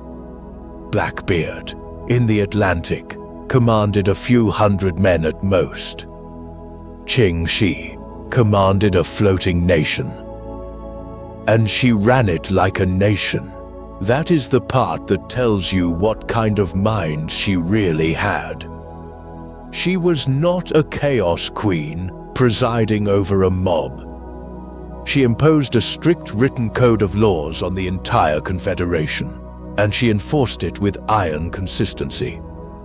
There were firm rules about the handling of plunder, a portion to the individual, the greater share to the common fund of the fleet. There were rules about the treatment of captured villages and the people in them. And there were famously strict rules protecting captive women from abuse by her men, with severe penalties, up to death, for those who broke them. Now, I won't paint her as a saint of the seas. This was piracy, and piracy is a brutal trade, and terrible things happened in her war. But the organization of it, the discipline and the code, and the logistics of feeding and paying and governing a floating population the size of a city, that was the work of a formidable administrator and strategist. The world had valued her, at the start, for one narrow thing. And when she finally held real power in her hands, she revealed a genius for command that her whole early life had given her no permission to even suspect she had. And the empires came for her. Of course, they came for her. A pirate confederation that size wasn't a nuisance, it was a rival power, controlling the coastal waters of southern China, taxing the sea, humbling the trade of the mightiest nations on earth. They could not let it stand. And so, one after another, the great powers of the age threw their navies at Qingxi. First, her own. The Qing dynasty, the rulers of all China, the same Manchu dynasty that had come through Wu Sangui's gate a century and a half before, sent its imperial navy against her, and she fought it to a standstill. She outmaneuvered it, outfought it, and in the clashes that followed, the imperial fleet came off far the worse. She captured its ships, and on at least one grim occasion, a defeated Qing admiral, rather than face her or the disgrace of his loss, took his own life. The empire that ruled a third of the human race could not clear this woman from its own coastline. So they brought in outside help. The Portuguese, from their trading enclave at Macau, sent their warships against her. And the British, the greatest naval power in the entire world, the masters of the ocean, had their interests in those waters too, and their vessels were drawn into the long effort to break her. 3 navies: the Chinese Empire, the Portuguese, and the shadow of the British, set against one former courtesan and her floating confederation. And through it all, year after year, through 1808 and 1809, and into 1810, she held. She was not destroyed. She was not cornered. She was not brought to her knees on anyone's deck. The one woman in this whole long night whom the war could not trap, because she had made herself into the storm that everyone else was trapped by. Sit with that reversal for a moment, here near the end, because we have waited 11 stories for it. Every other woman tonight was caught inside a war that some man started and some man commanded. Qingxi was the war. She was the power the empires had to negotiate with. She had traded the one currency the world first assigned her, beauty, charm, the pleasing of powerful men, for the only currency it truly respects, which is force. And she had accumulated more of it than any woman of her age on earth. And now, at the height of it, holding a strength 3 empires could not break, she did the wisest and rarest thing of all. She recognized the exact moment to stop. Because Qingxi could read a horizon better than anyone alive, and by 1810 she could see 2 things clearly. The first was that the empires would never stop coming, that to stay a pirate was, in the very long run, to die a pirate, if not this year, then some year. And the second was that her confederation, for all its power, was beginning to strain from within. The alliance was fraying. Her most important subordinate commander had come into conflict with another faction, and the perfect unified force she had built would not stay perfect forever. A lesser commander, a greedier or a prouder one, would have ridden it all the way down to the bottom, the way pirates almost always did, to a deck slippery with blood or a rope on a government scaffold. Qingxi did something almost no pirate in history managed to do. She negotiated her way out, alive, on her own terms, and winning.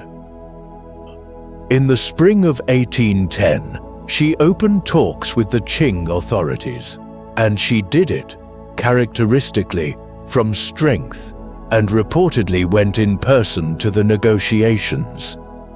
The government, exhausted by years of failing to beat her, was offering an amnesty, surrender, and be pardoned.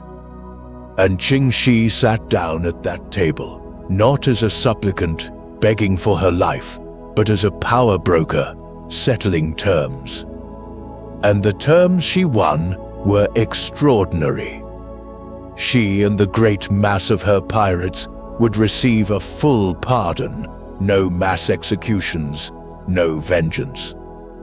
Many of her men would be allowed to keep their plunder. A good number were even absorbed into the military of the very empire they had been fighting. And Qingxi herself walked away not only free and unpunished, but wealthy, permitted to keep her enormous accumulated fortune and to simply retire. Do you feel it? Do you feel the door swing open? Because I asked you at the very beginning of tonight, hours ago now, when the city was burning and the Empress would not run to hold on to an image. The open door and all the women who could not or would not walk through it. And then I showed you 14 of them, and 14 times the door stayed shut. Nongay found only the door of the river. Jean found only the scaffold. The Oiran's cage dissolved into a wilderness with no path out of it. Aspasia and Chen were walled in by other people's blame forever. Cora's doors closed on her, one by one in the cold. For 14 women across 2,000 years, and the whole map of the world, the trap held. And here, at the very last, is the one who found the door and did not have to die to walk through it.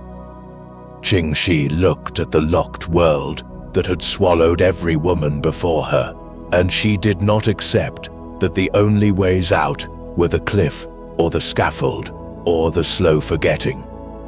She built her own door out of power and patience and a mind the world never meant to let her use, and then she opened it calmly and stepped through and closed it gently behind her. She left, free and rich and unbroken, entirely on her own terms. And then she lived. That is the sweetest part, the part I've been saving. She did not come to some dramatic pirate's end. She went back to Canton, and she ran a gambling house, and by some accounts, dealt in the salt trade, and she raised her family, and she grew old, properly, peacefully old, surrounded by the fortune and the family she had kept. She died in 1844, in her bed, at around 69 years of age, a grandmother, unpunished and undefeated, having outlived every navy that ever came for her. The courtesan from the flower boat, who started her life at the very bottom of a hard world with every door shut, died free, at peace, and old, having beaten 3 empires and then simply chosen to stop. Of all the 15 women we have sat with tonight, she is the one I most wanted to leave you with. Not because she was the kindest, she wasn't, and not because her hands were clean, because they were not, but because in a night so full of closed doors, she is the proof that the door can open, that the trap is not always the whole story, that a woman the world had counted from her very first breath, among the powerless and the disposable, could take the one life she was given and steer it, all the way through the fire and the fleets and the reach of empires, to a quiet old age in a house of her own. She got out. She was the one who got out. And now the fire is down to embers, nightlings, and it's time to let all of them go. 15 women. 2,000 years. A cliff above a green river in Korea. A cart in the Paris cold. A burning palace and a woman who would not run. A walled district of silk and lantern light. A poet's salon in a dying golden city. A foreign woman blamed by a whole democracy. A dancer who was not a dancer. A face made to carry the fall of an empire. A courtesan who out-argued the Inquisition. A queen of the half-world who opened her doors. A toast that lit the ancient world. A poet in a falling dynasty who wrote her own last line. A woman who walked out of the terror alive. A girl from a far-off ghetto who raised a palace of marble on the grandest street in the world. And a widow on the grey-green sea who beat 3 navies and walked away old and free. The world remembered most of them for their faces, for how they looked, on coins, in poems, in scandal sheets, in the paintings men commissioned to keep their beauty after the women themselves were gone. That is what the world wrote down first, and largest, and longest, the beauty. As if that were the thing about them worth keeping. But that is not what you're carrying now, is it? Lying there in the dark, at the end of the long night, that is not what stays. What stays is Nonge's ringed fingers locking at a general's back above the water. An old king's countess packing her trunk and reinventing herself one more time rather than break. A poet standing up in a torchlit room and simply, coolly reasoning her way back out to freedom. A woman on a deck at the height of all her power, quietly deciding the wisest thing was to stop and go home and grow old. Not the faces, the choices, the nerve, the thing each of them did when the door slammed and the fire came, the thing that was theirs and only theirs, and that no slander and no legend and no forgetting ever quite managed to take away. They were loved for how they looked. Let them be remembered, just here, just tonight, just by you, for what they chose. Rest now. You've traveled a long way with them. Since you made it this far, I'm glad you enjoyed the episode. If you would like to continue listening to episodes with similar themes, I linked them in the description below. You will also find a playlist of our most popular videos. Sleep now, Nightlings.